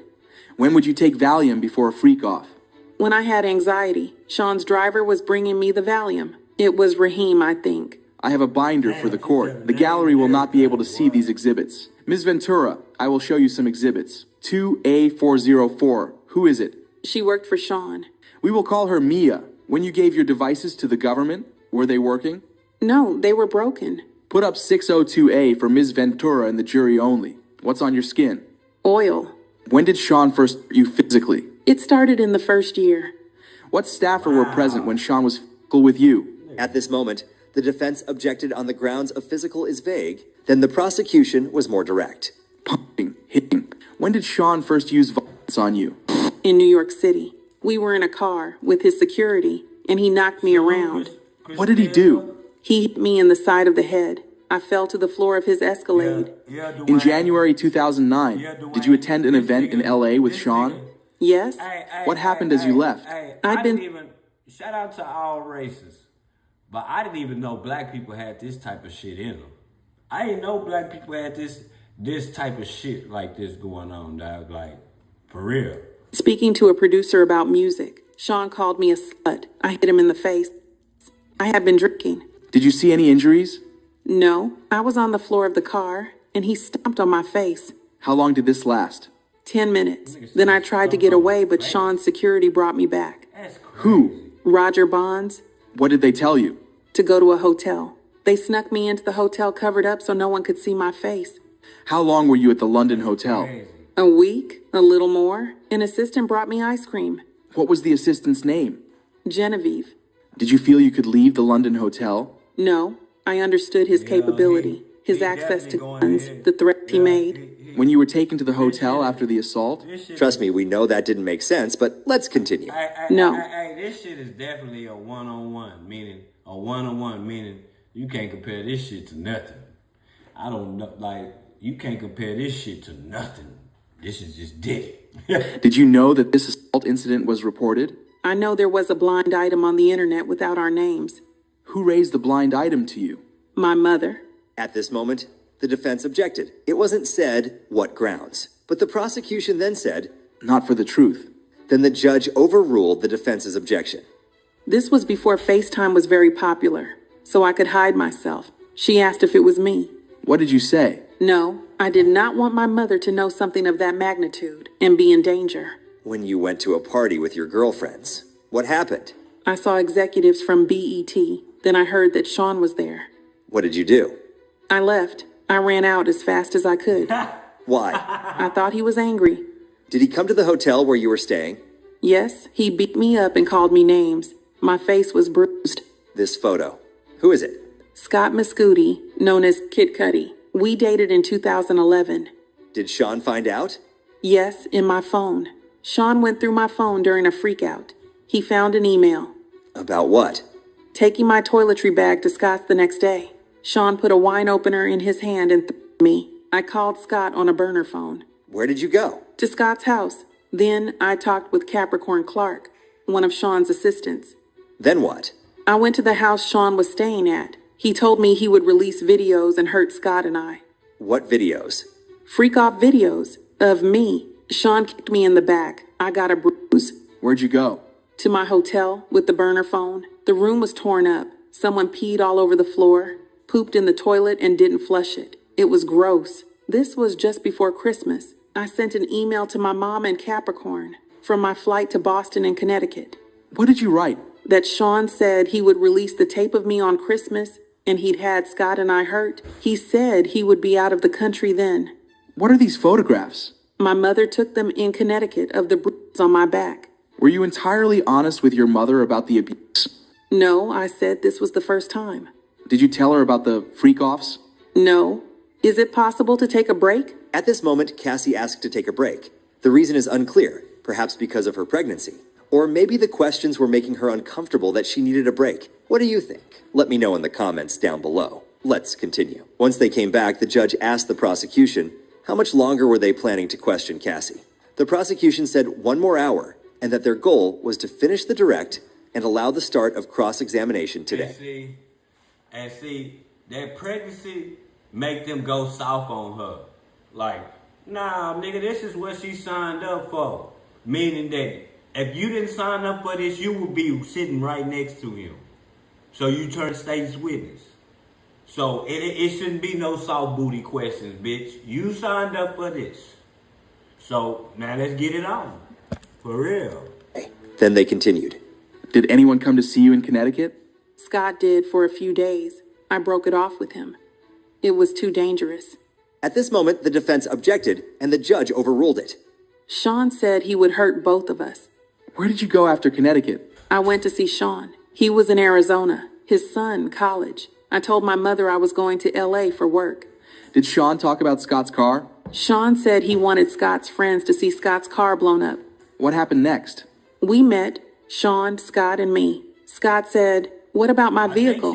And Sean said, "What vehicle?" And that was the end of the meeting. Put up the photo. What is this? Me and Sean in Kingston, Jamaica for Sound Clash. Were you bruised? Yes. And this photo, what is it? Me in Sean's bathroom, September 18th, 2015. What were you doing there? Recuperating from being beaten up by Sean in Las Vegas. We were having an after party in our... Everything is always her getting beat up and her drugged, right? That's how they stress it. She get whooped, she get drugged, she get fucked. That's all they talking about, bro. Her getting whooped, her getting drugged, her getting fucked. It's crazy. Tweet. I talked to a producer, and Sean tapped me on the shoulder, called me into our room and kicked me as I tried to hide behind the toilet. What stopped it? D-Rock and James Cruz came in. It made D-Rock sad. What are these communications? From D-Rock to me, he says, "Where you at? It's time to ice your face." Why? I had just been beaten up by Sean. Were these all the times he beat you? No, there were more. With who else did you see Sean be violent? I saw him drag an assistant out of bed. I saw him punch Eli or Ely in his head. One time in Turks and Caicos, he dragged a person. Hey, not to mention, he punched Drake too. Opened up the back door of Drake limo and punched the shit out of his ass, and Drake didn't do shit.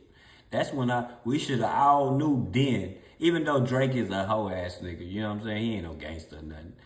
But we should have knew that nigga Diddy was, they didn't say he punched him, they say he slapped that nigga. Slapped that nigga. He slapped Drake. That's what they said, like. I believe we had a freak off in Turks and Caicos. What floor did you live? He slapped Drake over a beat. Okay, let's just say you fucking with a producer. He put you on FaceTime and he let you hit a track through the phone. You tell him, man, you buying that hoe. I'm buying that track. That's my track. Diddy like, I'm buying that hoe.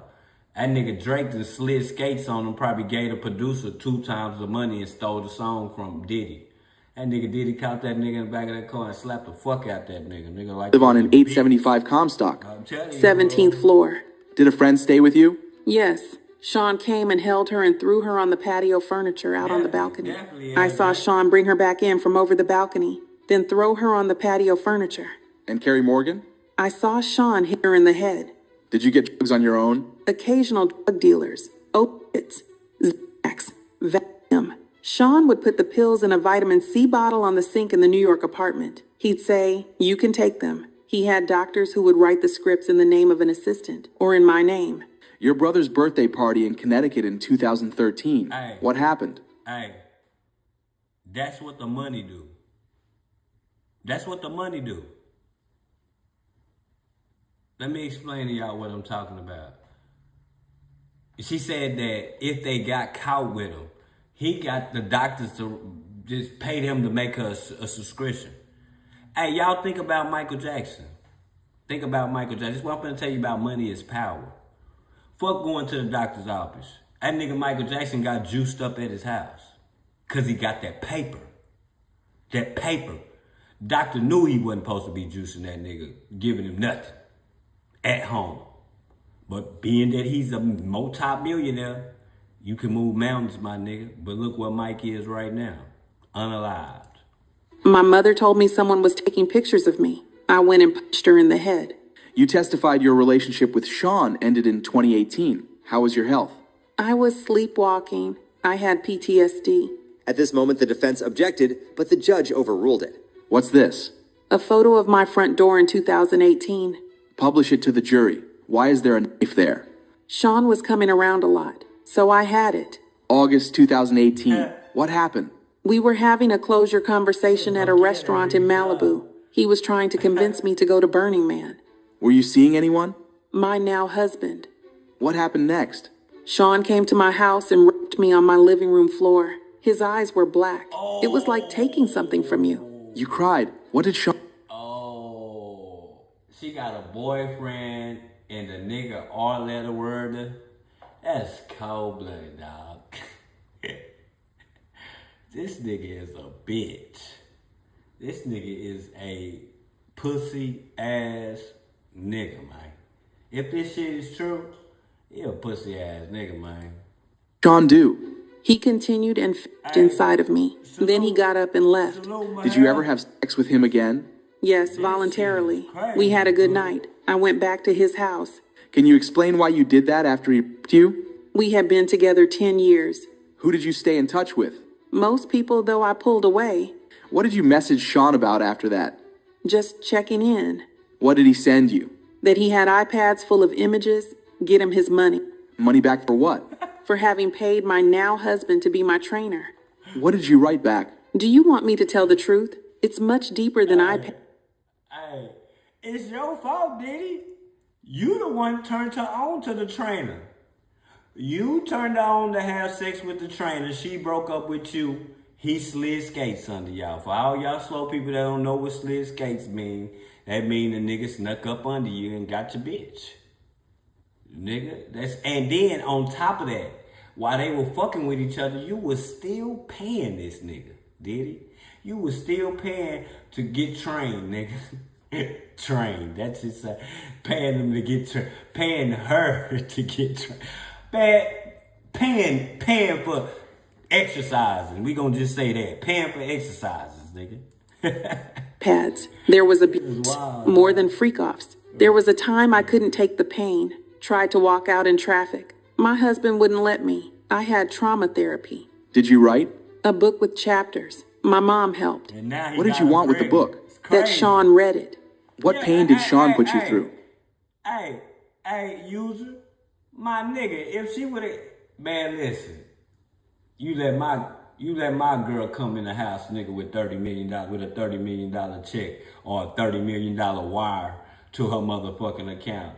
Man, nigga, we gonna have sex. Nigga, we ain't gonna have no Diddy sex. We just gonna use the time. You know how them niggas was in there for 3 days? Yeah, I think we can work this out for that 30 million. Yeah. Shame. To carry the things that were shameful for him. I took on a lot of responsibility for that I never should have. He brought the concept to me when I was 22. It was expected of me. I felt terrible. How did you get chapters to Sean? Through my attorney, and I reached out to KK. I asked her if he read it. She said it was not taken seriously. How much did you ask for the book? $30 million. Did you sue? November 2023. What happened with the lawsuit? It settled for $20 million in 24 hours. Why are you testifying in this trial? Hey, that nigga paid that hoe in 24 hours, and now this same, excuse my language, y'all ladies, excuse my language. He paid this woman in 24 hours, and now she is alley-hooping your ass to the feds. Rich. It's cold lit, man. I can't carry this anymore. What's wrong is wrong. I treated people like they were disposable. Escorts, anybody. How many freak-offs did you have with Sean? Impossible to know. Hundreds. After you broke up with Sean, did you ever do a freak-off? No, No further questions. Ms. Ventura, you loved Mr. Combs, correct? I did. For 11 years, you took care of him. In some ways, You called him larger than life. I did. Others called him Diddy or Puff Daddy, but you called him Sean, right? Yes. You knew a version of him the rest of the world couldn't see, right? At this moment, the prosecution objected, but was overruled. In ways. You kept coming back to him for 11 years? I wouldn't say coming back. You believed he loved you too.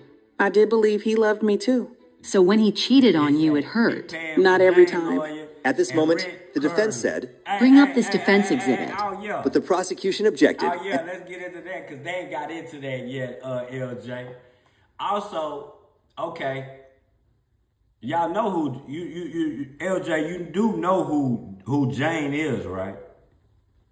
Jane is 50 Cent baby mama. Jane is 50 Cent's baby mama, bro. So what he did is he stole her from 50 or whatever. He tried to turn her on like he did Cassie. She was like, nah, she ain't down with it. Diddy tell her he giving her 3 months. He'll pay all her bills from 3 months, but she got to figure it out. And after that 3 months, if she ain't down with the freak out, she got to step out. That nigga Diddy was sinister. At least he paid her bills, though. You know what I'm saying? Bitch, I'm paying. Bitch, you ain't got to be involved in shenanigans. But, bitch, I'm giving you 3 months, bitch. If you ain't down, nigga, your feet gonna touch the ground, nigga. That's it. And said it was not in evidence. And the judge agreed Salute, Chad. that it was not in evidence. Yeah. Then they continued. Oh, yeah. Ms. Ventura, read this just to yourself. Why did you send this message? To let him know I was going to dinner. What was And she going on signed when the these contract. messages were sent? So did. I'm not sure. So What was did, going on in LJ. your relationship then? It was early. We were loving. I offer it. At this moment, the prosecution objected on the grounds of being offered the truth, but was overruled. Please read. I wrote, I love you, smiley face. I'll fly anywhere for you. I love you, Cass. This 2009 email. At this moment, the prosecution objected on the grounds of hearsay, and the judge told the defense to ask more questions. From BlackBerry. What is BG? Baby girl. What did you write? You hungry, Pop Pop? And Mr. Combs wrote to you, we are so in love, we don't do anything else. How long had you been seeing each other? Like 2.5 years. Please read this 1364. I haven't talked to you at all. You don't even try. You rush me off the phone. I'm really hurt. I don't need your money. I need some attention. You wanted your special time with Mr. Combs? Yes. You testified that you told him, I love you so much, you make me a better woman. I definitely wrote those messages. You wrote, I can't wait until we have a baby of our own. You knew that he had 6 children at the time? Yes. Now, these messages about freak-offs, when you say, you know it doesn't matter to me, you mean weekend or weekday, either is fine. That's what it says. Mr. Combs says, maybe we can call Jules. Can you do it? Yes. This was an explicit message from you about the upcoming freak-off. At this moment, the prosecution objected, and it ended in a recess called by the... Hey, you see what I'm saying? When the shit get hot and sticky, fool, user, when the shit get hot and sticky, fool, they is steady objecting, bro. These are the questions that need to be answered, bro. So it can show her character. Because that's what they trying to do is show what type of character she got. She down for all that shit, my nigga. Like, that's what they try. Like, judge, but once they returned, they continued. Ms. Ventura, this is from Mr. Combs to you. You respond with an extremely explicit message, right? Yes. This is 2 days after planning a freak off, right? Yes. He said, I want to see... How did you reply? I can't wait either. You wrote, I feel like I want to fuck, right? That's what it says.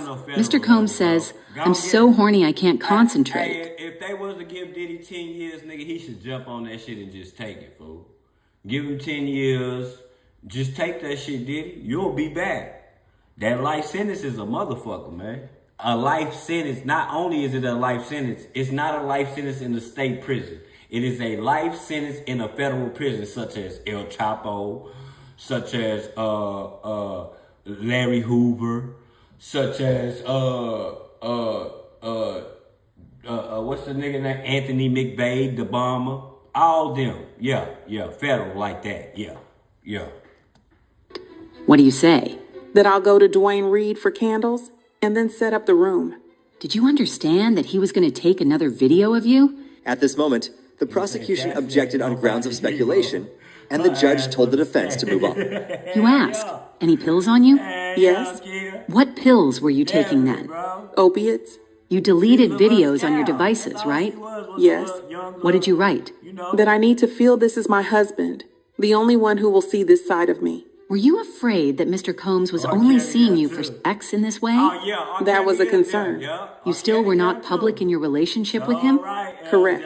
Were freak-offs important? Integral to us. Who was at your 21st birthday party in Las Vegas? Britney Spears, Dallas Austin. How did you get them there? They came for Sean. You're very beautiful and charming. Thank you. It's true. Who is Tommy Mottola? A well-known producer. Moderator. I hope you're having a beautiful day, Miss Sissay.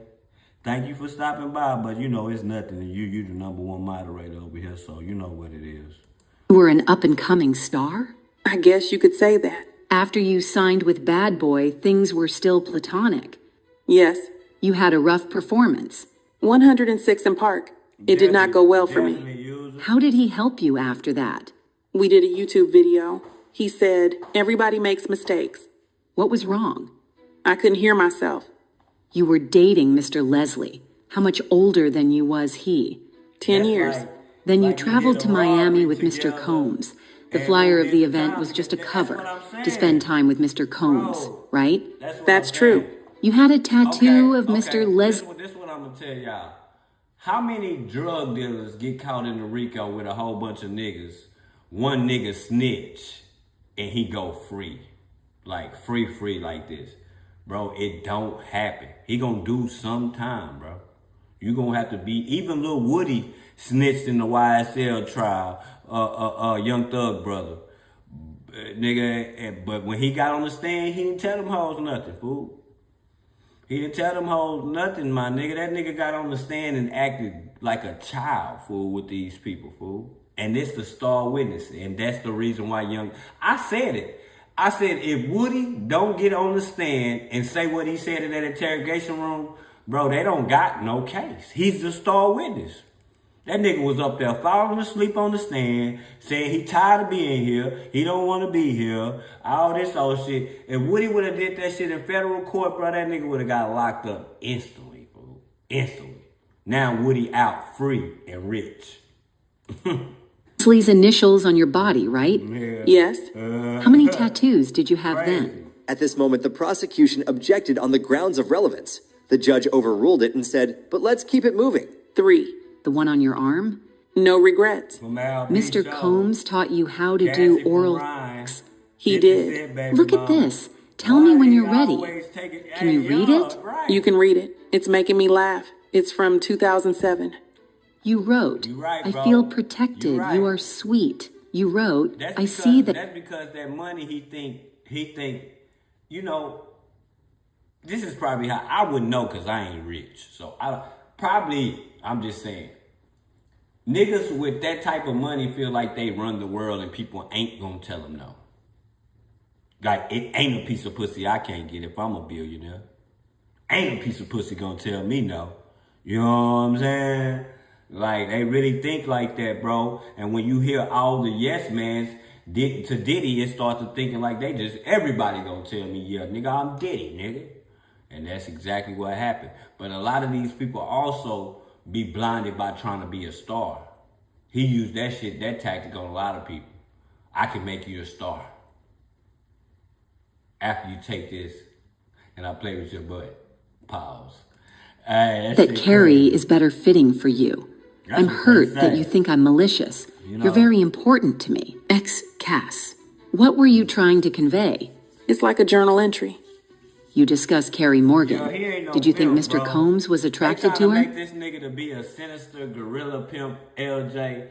That's not what I'm seeing, dog. That nigga is a Rick James, bro. He not.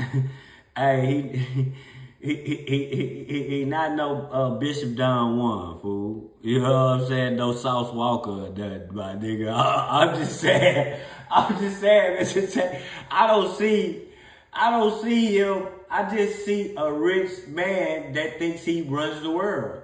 I don't see the nigga pimping and like, cause she left too many times. Man, pimps do not let they hoes leave. I'm sorry, y'all. You don't get to walk away from this. That just don't happen, bro. I'm sorry. It's not gonna happen like that. Why would a pimp let somebody leave that's making him thousands of dollars every night? Just easily just walk out the door like that. It's not gonna happen, y'all. There was a point in the very beginning. Did that complication carry on in your relationship? Not really. Carrie was just always with us. I'd like to start asking about freak-offs. Sometimes you wore a wig and a mask? Yes. The general public did not know. At this moment, the prosecution objected, and the judge told the defense to rephrase the question. No one knew until November 2023 in the public. Yes. Fair to say his career was ruined after your lawsuit? I can understand that. Let's read these messages. Mr. Combs wrote, "When are you on your period?" No, now. What you be thinking about when you horny. Ms. Ventura, if you don't want to read the answers, I can read them. Thank you. The O has lots of oohs after it, right? Yes. After a freak off, you'd make love with Mr. Combs? Yes. Your period, Mr. Combs is asking when you're on it, right? Yep. He's asking in the context of when to meet up and have sex. Looks like it. Sometimes you watched him with a female? 2 or 3 times. Did you talk with Mr. Combs about the swingers lifestyle? That no one talks about it. Were you keeping freak-off secret from your friends? Yes. His assistants help him? With everything. Would you remember if an assistant came in during one of your sessions with an escort? Not necessarily. I was high. So you don't remember much? I had my privacy invaded a lot during that relationship. My nigga, here we go again. It's always the reason that you don't know what's going on is because you was high. Man, you're not going to keep on using that on me, man. I'm high. Man, that bitch probably said she was high on drugs probably 1,000 times, man. Like, that's a fucking excuse, my nigga. Starting to feel like that's a fucking This is from July 2012.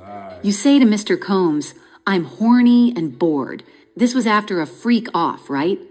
There are a lot of texts here. At this moment, the prosecution said, I would ask that the witness be allowed to read the entire document. then the judge asked how many pages. The defense said, 8. then the prosecution said, We don't have a copy. Man, LJ, man, I gotta give you a fucking wrench, bro.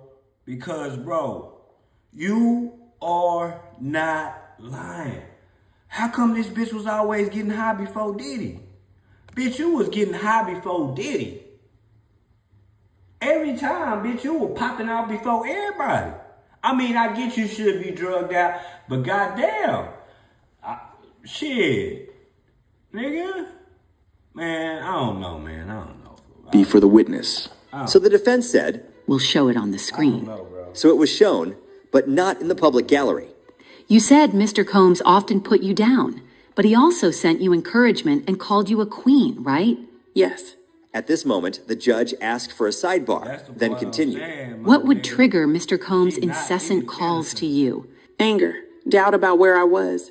If he suspected you of cheating, he'd call... Nah, they gonna say he was high. Through this trial, they gonna say he was high. They gonna say that nigga was sniffing cocaine. Who would have thought that they gonna say that they seen Diddy put some coke on the table, sniff it, and put the bag in his pocket or something? Or something like that. Maybe the security picked it up. Something of that. Somehow, I can't remember exactly. But who would have thought that this shiny suit wearing, dancing in circle ass nigga, man, that nigga was definitely a functional addict, bro. Them two, they were, hey boy, that shit scary the way they was functional, for real. But when you got money, if your habit don't break you, hey, you might can make it look good. Call you incessantly. That was one of the reasons. Because he thought... At this moment, the prosecution objected, and it was sustained. Do you believe Mr. Combs has good taste? I think he does. He's had an impact on fashion. People like his She style. got pregnant Sean on John. purpose. She knew that Did you trial was consult with coming him up. on your look? Sometimes I got advice I didn't ask for. He still ran his companies even while having all these freak-offs, right? He did. What was he addicted to? Success. What substances? Opiates? Yes, he told me, and I saw it. Did Mr. Combs' mood depend on whether or not he was withdrawing from opiates? He was more irritable, I would say. What other drugs was Mr. Combs addicted to? At this moment, the prosecution objected on the ground. Hey, facts, user. She was the only one that backed out of this shit. She the only one that refused this shit. Ground of no foundation. But the judge said, Only one. I'll ask if I want the grounds. Then sustained and said to rephrase it. What was his drug of choice? Ecstasy or MDMA. Opiates daily? When he was doing them. You saw him withdraw. Yes. Let's turn to GX411. At this moment, the prosecution said, It's not in evidence yet. then they continued. So B414, page 3 and 4. You wrote, I love our FOs when we both want it. You felt that? Loving FOs were just words at that point. Mr. Combs wrote to you, See, dog? Hey, I'm telling y'all, dog. Dog, with these text messages and shit, fool, like, they torturing her, fool. That's why people saying that he got a big chance on winning this shit, fool. Like, they tearing her ass up with her own words. What they trying to do is show her character, fool. Show her character, bro. She's a freaky young tender. You know, that like her character, bro. I want to freak out right now. And you wrote that you wanted it too. LOL, me too. I texted more than that. But you did text that to him. Mr. Combs wrote to you, Jules is available if you're into it. You could have said yes or no, and you said love you. There was no yes or no. Bring up B420 on page 2. Mr. Combs wrote, do I have your permission to set up freaky fun? You wrote, ovulation. Yes. Here, what do you say? I asked, which hotel? Yeah, I must have called him in between.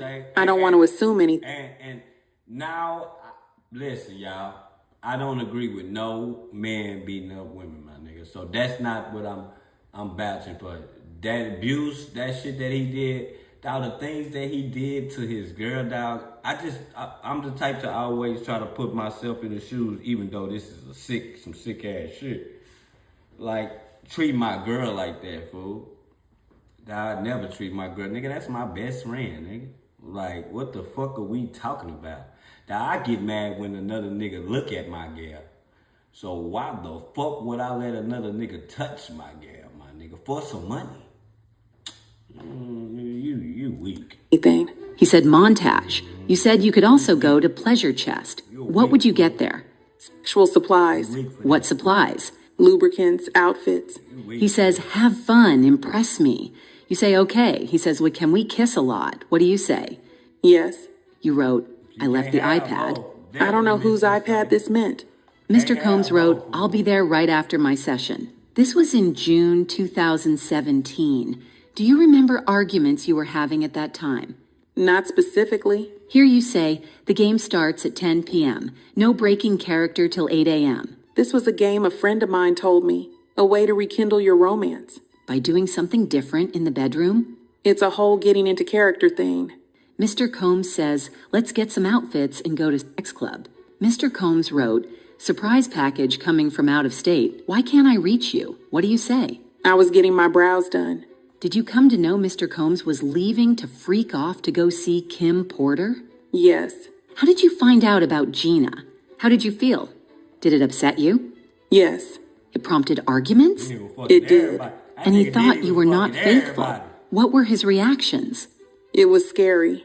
Mr. Combs wrote to you, let's do something different in NYC this weekend. FYI, Dave hit me. What does hit mean? Reached out. And Daniel contacted you. Did this mean you might have a freak off? Might? He tells you, you better put me on VIP vibrate alarm or something. He's frustrated you don't answer his texts fast enough. Right. You tell him to come to NYC understanding there could be a freak off. Maybe. You also saw the Book of Mormon. Yes. Masked Pleasure. Is that a sect club? I would assume. He asks, are you ready for tonight? What do you say? Yes, I just have to get some things. This is not about what I felt, right? Because you are skipping over a lot here. What did you write? As much as you think you're Bruce Willis, you're not. Your kids were babies when we started dating. If you saw him on social media on vacation with others, it was heartbreaking? It could be. I was 7 years in. And what about this? About Gina? She fucking with this nigga and watching him on social media coming out of restaurants, coming out the beach, the press is pressing him with pictures and shit, and she's seeing this shit. But this is your nigga though. Boy, that nigga did it. See, that's what be making him look like a pimp. See, that's what makes him look like a pimp, but it's no money involved. But the different women, the mind fucking them, that's what pimps do. Get into the prostitute's mind and mind fuck them. You know, some mind fuck them, some beat the innocence out of them. To where they don't know if they going or coming, they just gonna do whatever they gotta do to stay alive. Cause this dumb bum ass nigga might unalive me. You know?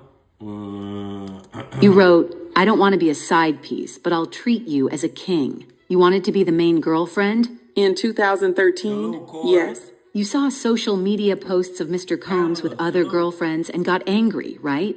Can I speak? I was jealous of certain situations. Did there come a time he suspected you were in a relationship with someone in the industry, Mr. Muscooty? Yes. Mr. Combs thought it could be good. It's a lot of swing. I think it's swingers everywhere. That's your preference.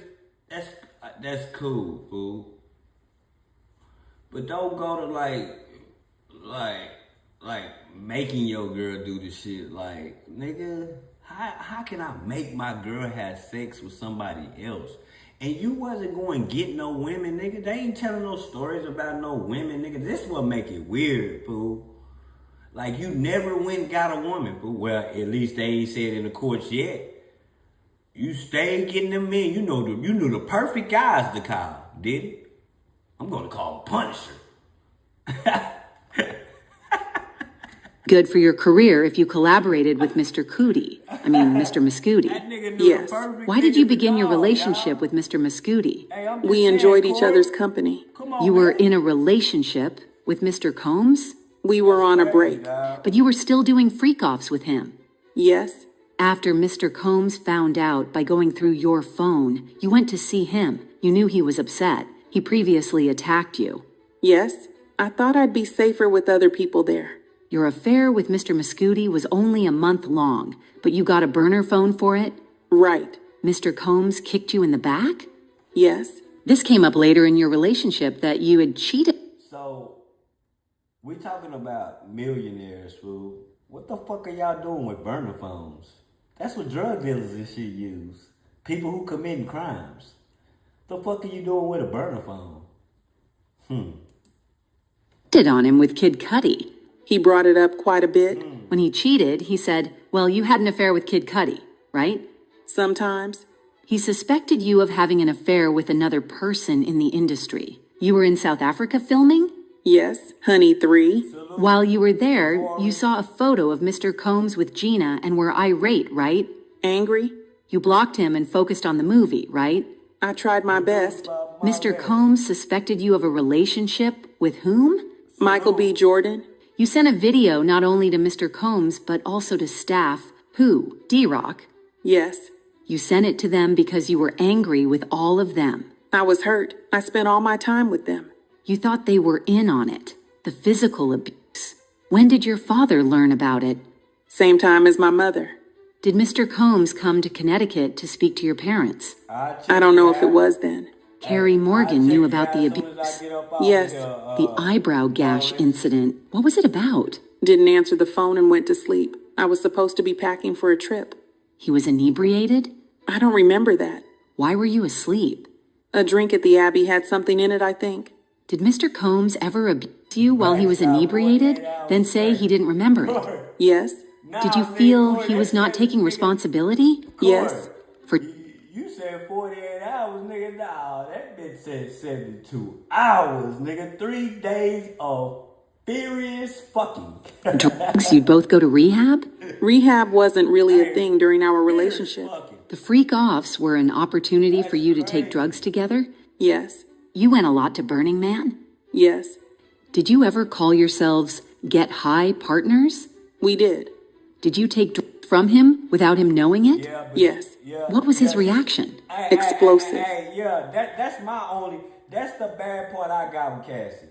Bitch, you shouldn't have been able to do this, slam dunk him, and get away with the money. Only a woman could do that, bro. A nigga couldn't slam dunk nobody. Alley hoop nobody to the feds and get away with $20 million. It's just not gonna happen, man. Hey, that woman manipulated her way. Did he tell LA dealers not to deal to you? Yes. You told Ms. Coram that you learned only after the fact that Mr. Combs had dangled Ms. Bongolan off the balcony? I'm not sure. You were on drugs? I'm not sure. You got a life coach for your drug use, according to this document. I don't know who that person is. You were doing a lot of drugs? It was a rough time. You tried to get into a rehab, the Golden Door. It was a spa. There was a time I lost all sense of smell and taste and woke up in a hospital with an IV in my arm. I tried then to get help. The time after San Bernardino, you learned that he had overdosed. A very strong opiate, yes. Were you ever not addicted to painkillers? We took Ibogaine. Where did you get it? Cancun, Mexico, separately. When Mr. Combs threw you off the boat in Cannes, when he accused you of taking drugs and squeezed your leg. Among other things. But you still wanted to be with him? I did. Switching topics, when you say Mr. Combs went with guns to find Suge Knight, do you remember telling the government that you did go with them? No. Let me show you. At this moment, the prosecution said, Just for the parties. Then they continued. I did not go with them, so I don't think I said that. You also did with Ms. Morgan, right? Yes. Do you recall telling the government that you did not see what he did, hitting her in the head with a wooden hanger? I saw the hanger. I saw he was angry that I was doing drugs with Carrie. This broke up your 17-year friendship with her? It did. Did you tell Mr. Combs about your relationship with your now husband? No. Ms. Morgan sued you and Mr. Combs. Made a demand. And you paid part of that? I did. And you haven't spoken with her since? Maybe one text. That was the relationship ender? Yes. You would heat up the baby oil? Yes. Now, is this from the day before the Intercontinental Hotel incident? At this moment, the prosecution said, This is a long document. We need time to read it. So they took a break. Is this from March 4th? At this moment, the prosecution said, With UCT time, it is March 3rd. Then continued. Okay, Mr. Combs refers to accessories. For the premiere. You sent him an explicit message? Yes. He responded with with a number of M's. He wrote, "Too bad you have to work, LOL." He did. You ask him, "Are you feeling better?" Then he's discussing bodily function. Yes. Could we just clarify what time these messages are really from with the UCT? At this moment, the prosecution said, There's a stipulation on that. And this document was shown. You can pause to read it if you want. Then they continued. Mr. Combs went to your premiere lunch at the London Hotel? He did. Then he says, "I just got out of a spiritual therapy session." I asked, how did it go? He said, "It's a process. This is leading up to the hotel incident. You say, 'Baby, I want to FO so bad.' You were asked in your direct and said you didn't want him to ruin your premiere." Sure. Mr. Combs says, "If we start at 7 p.m. and go until 4 a.m., you can get enough rest after." Yes. He said, My nigga, this nigga put a shift on that. He put a shift on it. We're gonna start at this time. We should be wrapping it up about this time. Man, that nigga there is sinister, dog. God. saying it'd be a shorter than usual freak off? That's how I would understand it. What do you say? Carrie is here. We can't do it at my house. You say, "That guy is sick." I'm not going to ask you what you meant. So you were turning to Johnny. Was he a dancer or an escort? We hired him as a dancer, but he did what an escort does. Do you remember the beginning of this freak off in the Intercontinental? Not really. The drugs were bad MDMA, right? I have no idea. You believe Mr. Combs was blacked out for the Intercontinental event? I believe he was intoxicated. Everyone's definition is different. But you said blacked out. What did you write here? I wrote, when you get fucked up the wrong way, You meant drugs. and alcohol.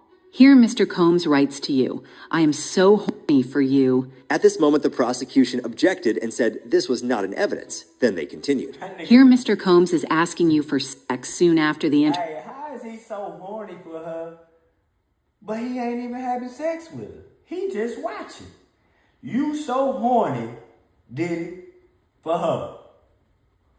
But, nigga, y'all ain't running no train. I think maybe y'all is. Maybe I'm wrong. I don't know. Intercontinental, right? I was saying how he felt. What did you write back? I wrote, we need a different vibe than Friday at the Intercontinental. Mr. Combs wrote, Fuck Friday, I don't even want to do that again. What did you write? I wrote, LOL, true. Mr. Combs suspected you of having an affair with someone else in the industry. What happened when he took your phone? We were in a car, and he told me to call my mother. When I did, he grabbed my phone and took it. It was a big fight. He was just gone. For how long? A few hours until my mother called the police. Did Mr. Combs go through your phone? I think so. And he called someone on it. The person you had an affair with? I don't know if he's playing anymore. But he was an NFL player, and he was jealous. Wasn't there a time he found out you were dancing with another person in the entertainment industry and took your phone, right? I don't remember. It was Chris Brown. I was not dancing with him. Look. Let's go. Hey, they making this hoe look sinister, nigga. Hey, they breaking this hoe down like a QP of that killer, man. Hey, they smoking okay. They smoking that whole boots, my nigga. And hey, what I like about it is, like the lawyer say like it was Chris Brown, but they don't even like go deeper. They just go to the next question. Nigga, I made my point. I don't even gotta open. I don't even gotta talk no more about it. Hey, boy. They smoking gas and feet up in that motherfucking courtroom by there. Look at this. It's from 2013. Now I see. What else did Mr. Combs take? My car, my passport, when he was angry. Let's refresh you about Mr. Combs being in rehab. I vaguely remember. Why did you go to Sedona? I went to Arizona to get away from the drugs. I'm going to go to a new topic. Here we go again with the drugs. I went to Arizona to get away from the drugs.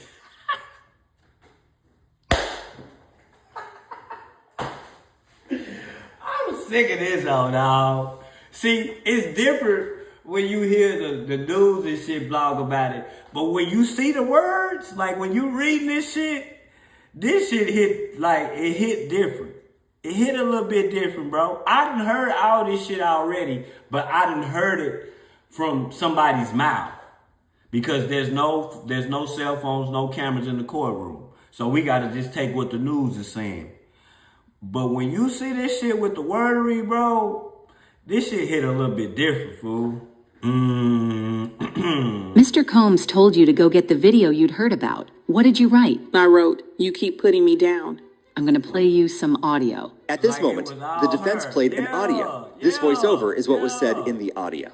If you saw a video of someone f***ing me, who was f***ing me? You have it. Why didn't you show me? 'Cause I'm not disrespectful, bro. If you don't show me, I will kill you. Cut you up. I will f***ing kill you. I've never killed anyone in my life. I am going to f*** you up. It's not going to be blood on my hands. Someone else is going to do it. I'm not playing with you, Sujit. Tell me. That was you, right?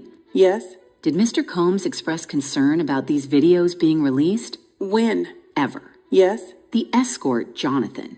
You thought he took a video? Yes. Mr. Combs spent a lot of money to make sure the video did not get released?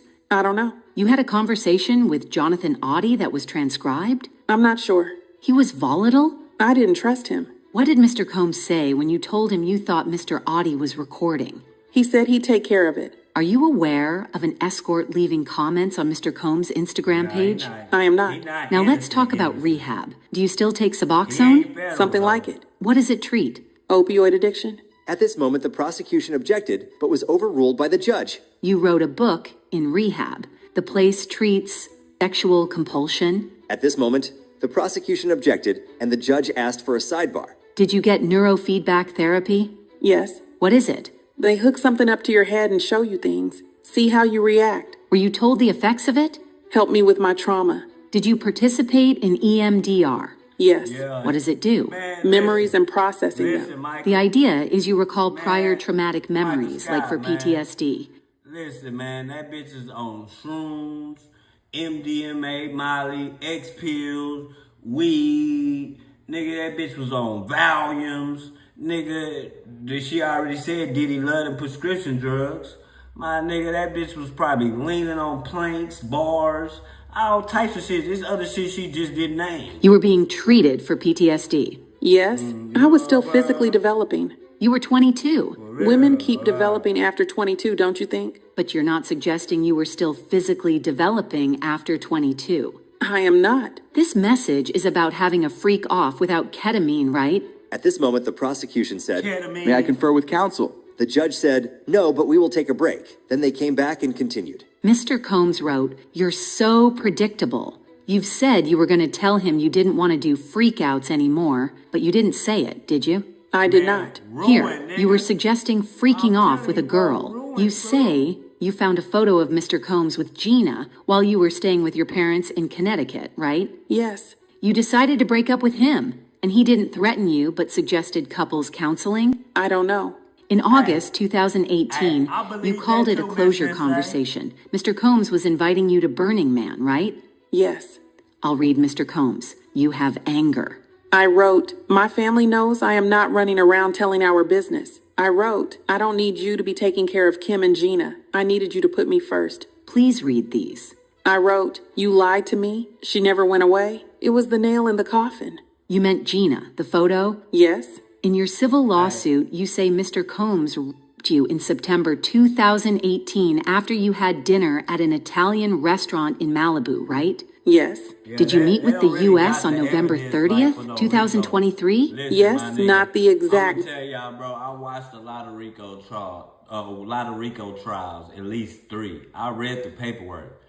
Bro, this is not no federal shit, fool. It kind of seemed like y'all just trying to embarrass these people, fool. Cause this is not no federal trial, bro. I don't even know what the fuck this is, bro. It started with an F, but it ain't federal. This is a freaky trial. It ain't federal, though. This nigga ain't... Man, go and get that nigga a 10-piece and send him on his way, man. Let that nigga go do him a little 5 and come back home, fool. Because this ain't worth no life sentence. I'm sorry, y'all. Date. In this meeting, you said the rape took place after Mr. Combs returned from Burning Man. You said he was acting strangely at that dinner. I don't remember exactly that word. Did you meet the U.S.? This nigga did nothing none of the shit that they saying that Lil Durk did, dog, y'all. Compare this case to Lil Durk shit. That's a RICO, what Lil Durk got. This a RICO. Dog, it is nothing the same about this shit, fool. Nothing. Nothing the same about this shit, fool. Nothing. This shit is totally left field. U.S. on April 8th, 2025. Around then. This message to FB. Who's that? Frank Black, a name he used. He wrote, I'm in an investors conference. We'll get back to this. You still have love for him? I have love for the past and what it was. After this, they took a sidebar, but then continued. You wrote, I didn't mean to be a bitch. I just don't get the time. He writes, just need you to be positive, correct? Yes. DX1309, this is about a yoga instructor? Yep. What did you write? I wrote, I've stopped even caring. But you did care. Yeah. So he said, you could date other people, let's just talk about it, correct? Yes. What did you write? I wrote, I do love you. I would just prefer not being one of your girlfriends. Let's get up tomorrow night. I'll do student. Then y'all notice, like, this is what I'm trying to explain to y'all what's weird about this case. Why can't I get my hands on the paperwork? Why I can get my hands on Lil Durk's paperwork? Why I can get my hands on Big U's paperwork? Why I cannot touch this fucking paperwork, y'all? Why I can't read it? Like, bro, they not letting you have access to this shit, bro. Why? I don't know, fool. I don't know, dog. Studio from 6 to 9. He writes, can I hold you? Or are you just gonna break up with me? And you write back, we can embrace LOL. And you wanted to hug him, right? That's what I said. Did you have sexual intercourse with Mr. Combs that night? I did. And during that, your now husband FaceTimed you. Yes. Your now husband didn't know you were with Mr. Combs at the time? I don't know what he knew. Later, he discovered it? At this moment, the prosecution objected, but was overruled. You didn't tell your husband you were raped. Not that evening. After Ms. Porter's memorial service, you wrote to him that you were going... That's what I was trying to explain to them people, fool. Y'all not understanding, this is power. I fire you, and I pay people not to hire you. Everywhere you go, just imagine he fire your ass, and you go to the next job, and this nigga show up there and pay them people not to hire you. That's how much power he got, fool. That nigga can just blow some money for somebody not to hire you, fool. Yeah, that's power, fool. That is power, bro. That's power, bro. It's a fucked going up home. power. Why had he called... It's a fucked up power, and I'm pretty sure it's gonna have some fucked up karma with it. Because your power is dealing with the root to all evil. They're dollars, bro. You know what I'm saying? And you can't rule, you can't rule and mind fuck people with that, man. Because God don't even give a fuck about them dollars, my nigga. Kim, his soulmate. What was the 11 years all about? Yes. That was hurtful. At that time, yes. And after that memorial service, you never saw Mr. Combs again, right? I did not. He let you go, right? I never saw him again. I don't know about letting me go. You got married to the love of your life, right? At this moment, the judge interrupted and said to take a break. Ms. Ventura, we're almost done here. Thank you. I will read Mr. Combs' messages. You're going to make a beautiful mother. Okay. And I said this in the last slide. Okay, I already asked some people like Miss Sis say. I'm gonna ask y'all in the chat. The Punisher said that he was having sex with Cassie for a year and didn't even know that Diddy was the person behind that mask. Y'all believe that? That nigga say he was having sex with Cassie and Diddy, well not Diddy or whatever you want to call it, for a whole year, and he didn't realize that it was Cassie and Diddy. I don't believe that shit not one motherfucking bit, you bitch ass nigga. You knew they had that money. You knew who they were. You wasn't gonna figure out that they paying you like that, nigga. Even Kid Cudi knew, man, come on, my nigga. He tried to make it like he didn't even know who Cassie was. That could have been true, though. Like, he never knew who she was. You know what I'm saying? It's some people like that, bro. They don't even give a fuck about hip-hop. They don't know who people is, you know what I'm saying? But, nigga, you are a stripper, nigga. Come on, bro. Come on, now. Meaning you dance to music, nigga. You telling me you don't know who Cassie is, fool? Nigga. God bless. I said, thank you, God bless. I wrote, we should talk and have closure. Mr. Combs sent back a tear face emoji. He said, you were always my ride or die. I thought it was nice. You'd been craving that. Before, I don't think I was craving now. You shaped you over 11 years. You shaped each other. Yes. Your husband's a physical trainer? Yes. The house you grew up in Connecticut was relatively modest compared to mansions. Yes. You were preparing to tour with a Matt Testa. Yes, he's an engineer. Once you settled your lawsuit, you canceled the tour, right? Yes. Because you no longer needed the money? That wasn't the reason. After the hotel video came out, you posted on Instagram that domestic violence is the issue, right? Yes, I still feel that way. DX 1015. Mr. Combs wrote, want to freak off one last time. What did you write? I don't want it to be the last time. I want freak off for the first time. Jamal, I told y'all the only problem I got with this is this bitch alley-hooping her nigga to the feds.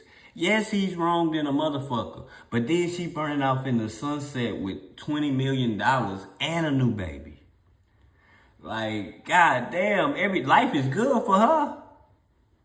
And she was contacting these prostitutes. Bro, she was gathering up friends and shit and telling them to come too, fool. She was picking up drugs sometimes too. Like, dog, shit was just, like, dog, come on, man. Bitch, y'all supposed to be on trial. Y'all supposed to be on trial, bro. You shouldn't be able to walk and be rich. Them people granted you that money and knew that they was and knew that they were gonna pick this nigga up, fool. And that just, it seems wrong to me, dog. That seems like that's something to do with the court system to break a black man before they lock your dumb ass up. You know, because they want you broken in jail. You know, like that's the way it's supposed to go. Look at Bill Cosby. Look at R. Kelly. Look at the best of them, bro. Them niggas go to prison and get broke, nigga. Michael Jackson, nigga. How the fuck did Michael Jackson go, bro? Bro, we talking about this nigga had zoo animals walking around a carnival in his backyard. How the fuck did he go, bro? Hey. No further questions. At this moment, the judge asked the prosecution if they wanted to redirect, and it begun. Ms. Ventura, you were shown this message where you ended. I don't want to freak off for the last time. I want it to be the first time for the rest of our lives. What did Bill wasn't a good dude either, though. But also the things that Bill didn't trick them, though. Like put shit in their drinks or nothing. He just purchased the drugs and put them on it. Like, we talking about the olden days when niggas was popping Valiums and shit. Wasn't no X pills. Wasn't no fentanyl in Bill Cosby day. They were popping Valiums, leaning with a little alcohol, maybe a beer or something. And he might have banged them. You know what I'm saying? This shit that he did, bro, them people was talking about horse tranquilizers, bro. Nigga, a horse weigh 200 or 300 pounds, nigga. A human, the average human, 150. Bro, a little dab of that horse tranquilizer, dog, it's the, you know, when horses buck and shit and be wild and shit, bro, they give them that shit. Bro, boy, you could die taking that shit, fool. And my thing is, who was the chef? What I mean the chef, I don't mean the person cooking the food. Y'all know what I mean. Whose idea was it to mix and do this shit? Who gave you this fucking idea? Like horse tranquilizers, nigga? You could have just gave him some Molly or something. Nah, nigga, that horse tranquilizer was there to knock they bitch ass out. The Molly gonna have them up for 3 days, for 72 hours, so they can get their freak on. That horse tranquilizer gonna hit your ass and knock your bitch ass out where he can take advantage of your ass. What did you say after that? Yes, I'm horny. Just got over a UTI. You were shown messages today in which you and Sean were kind and loving? Yes. Did those periods ever last? At this moment, the defense objected but was overruled. No, they didn't last. There'd be a downswing. What world did Sean open up to you? A world of chaos. In your 11-year relationship, who did you want to have sex with? Only him, at that time. When Sean wrote, "Seduce me all day," what did you do? Write about FOs.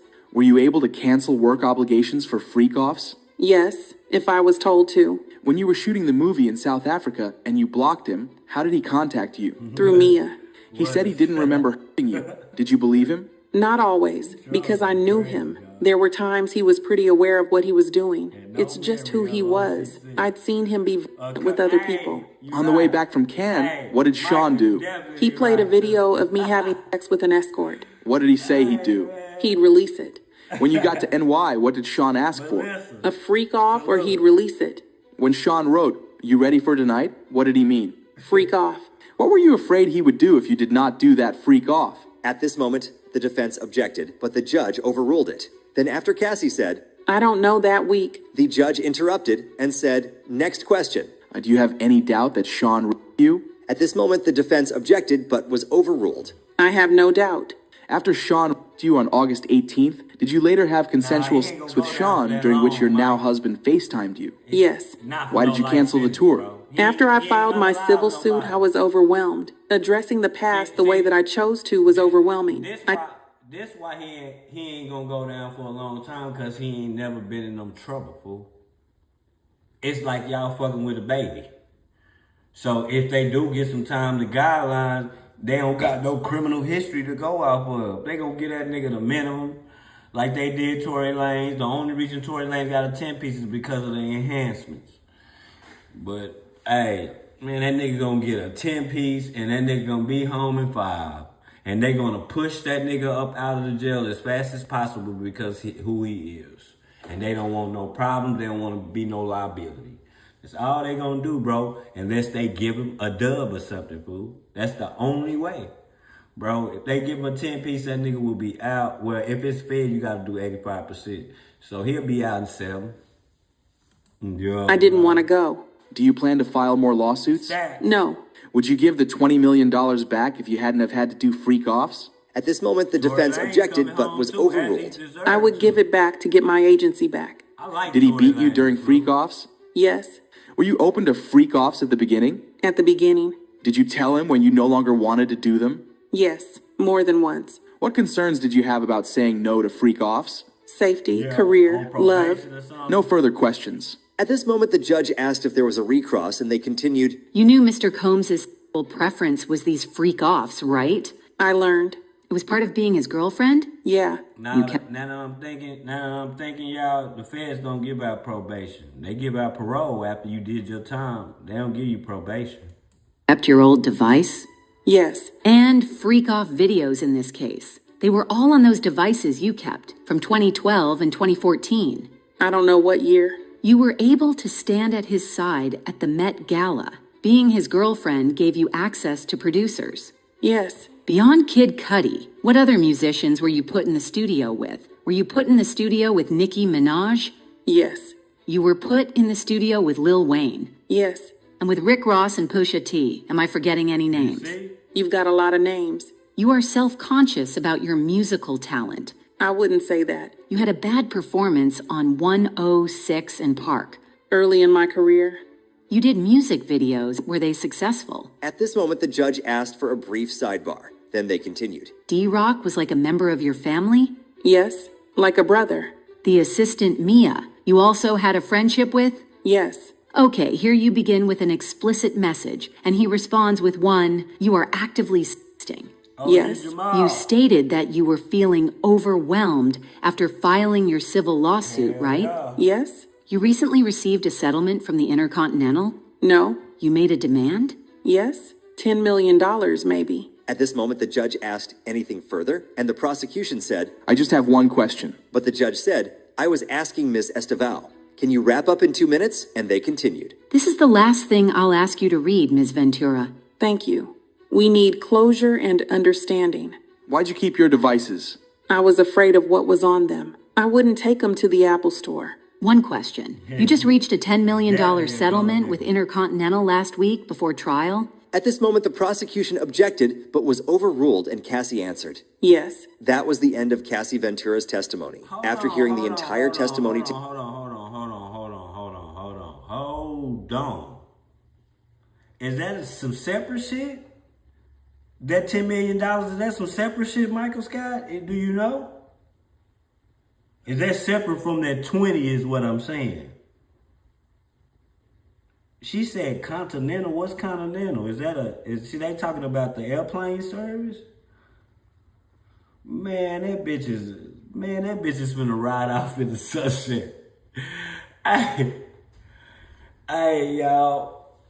I gotta end it right here. I've been in here damn near 3 hours, man. For y'all that don't know, my nigga, I had just got off work before I started this live. So I've been up all night, took me a shower and came in here and started rocking out with y'all. But nigga, last time I did a live, nigga, I fell asleep right here. Nigga, y'all don't even know, nigga. And I'm getting sleepy right now. We tomorrow morning at 9 o'clock sharp, we gonna start right back where we finished at.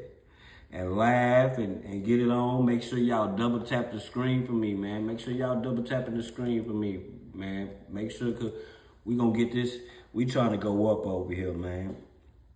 But yeah, dog, it's like when you see these words, it's like when you see the words, it's like when a bitch lying to you. Excuse my language, man. Excuse my language, y'all. It's like when a woman is lying to you and you know she lying, dog. Like that's that, like the shit that you saying, the way that you saying it, all this drug. Man, dog. When wasn't on drugs, nigga? You didn't do the freak off every day, bitch. Excuse my language, y'all. Excuse my language. You like when were you not on it?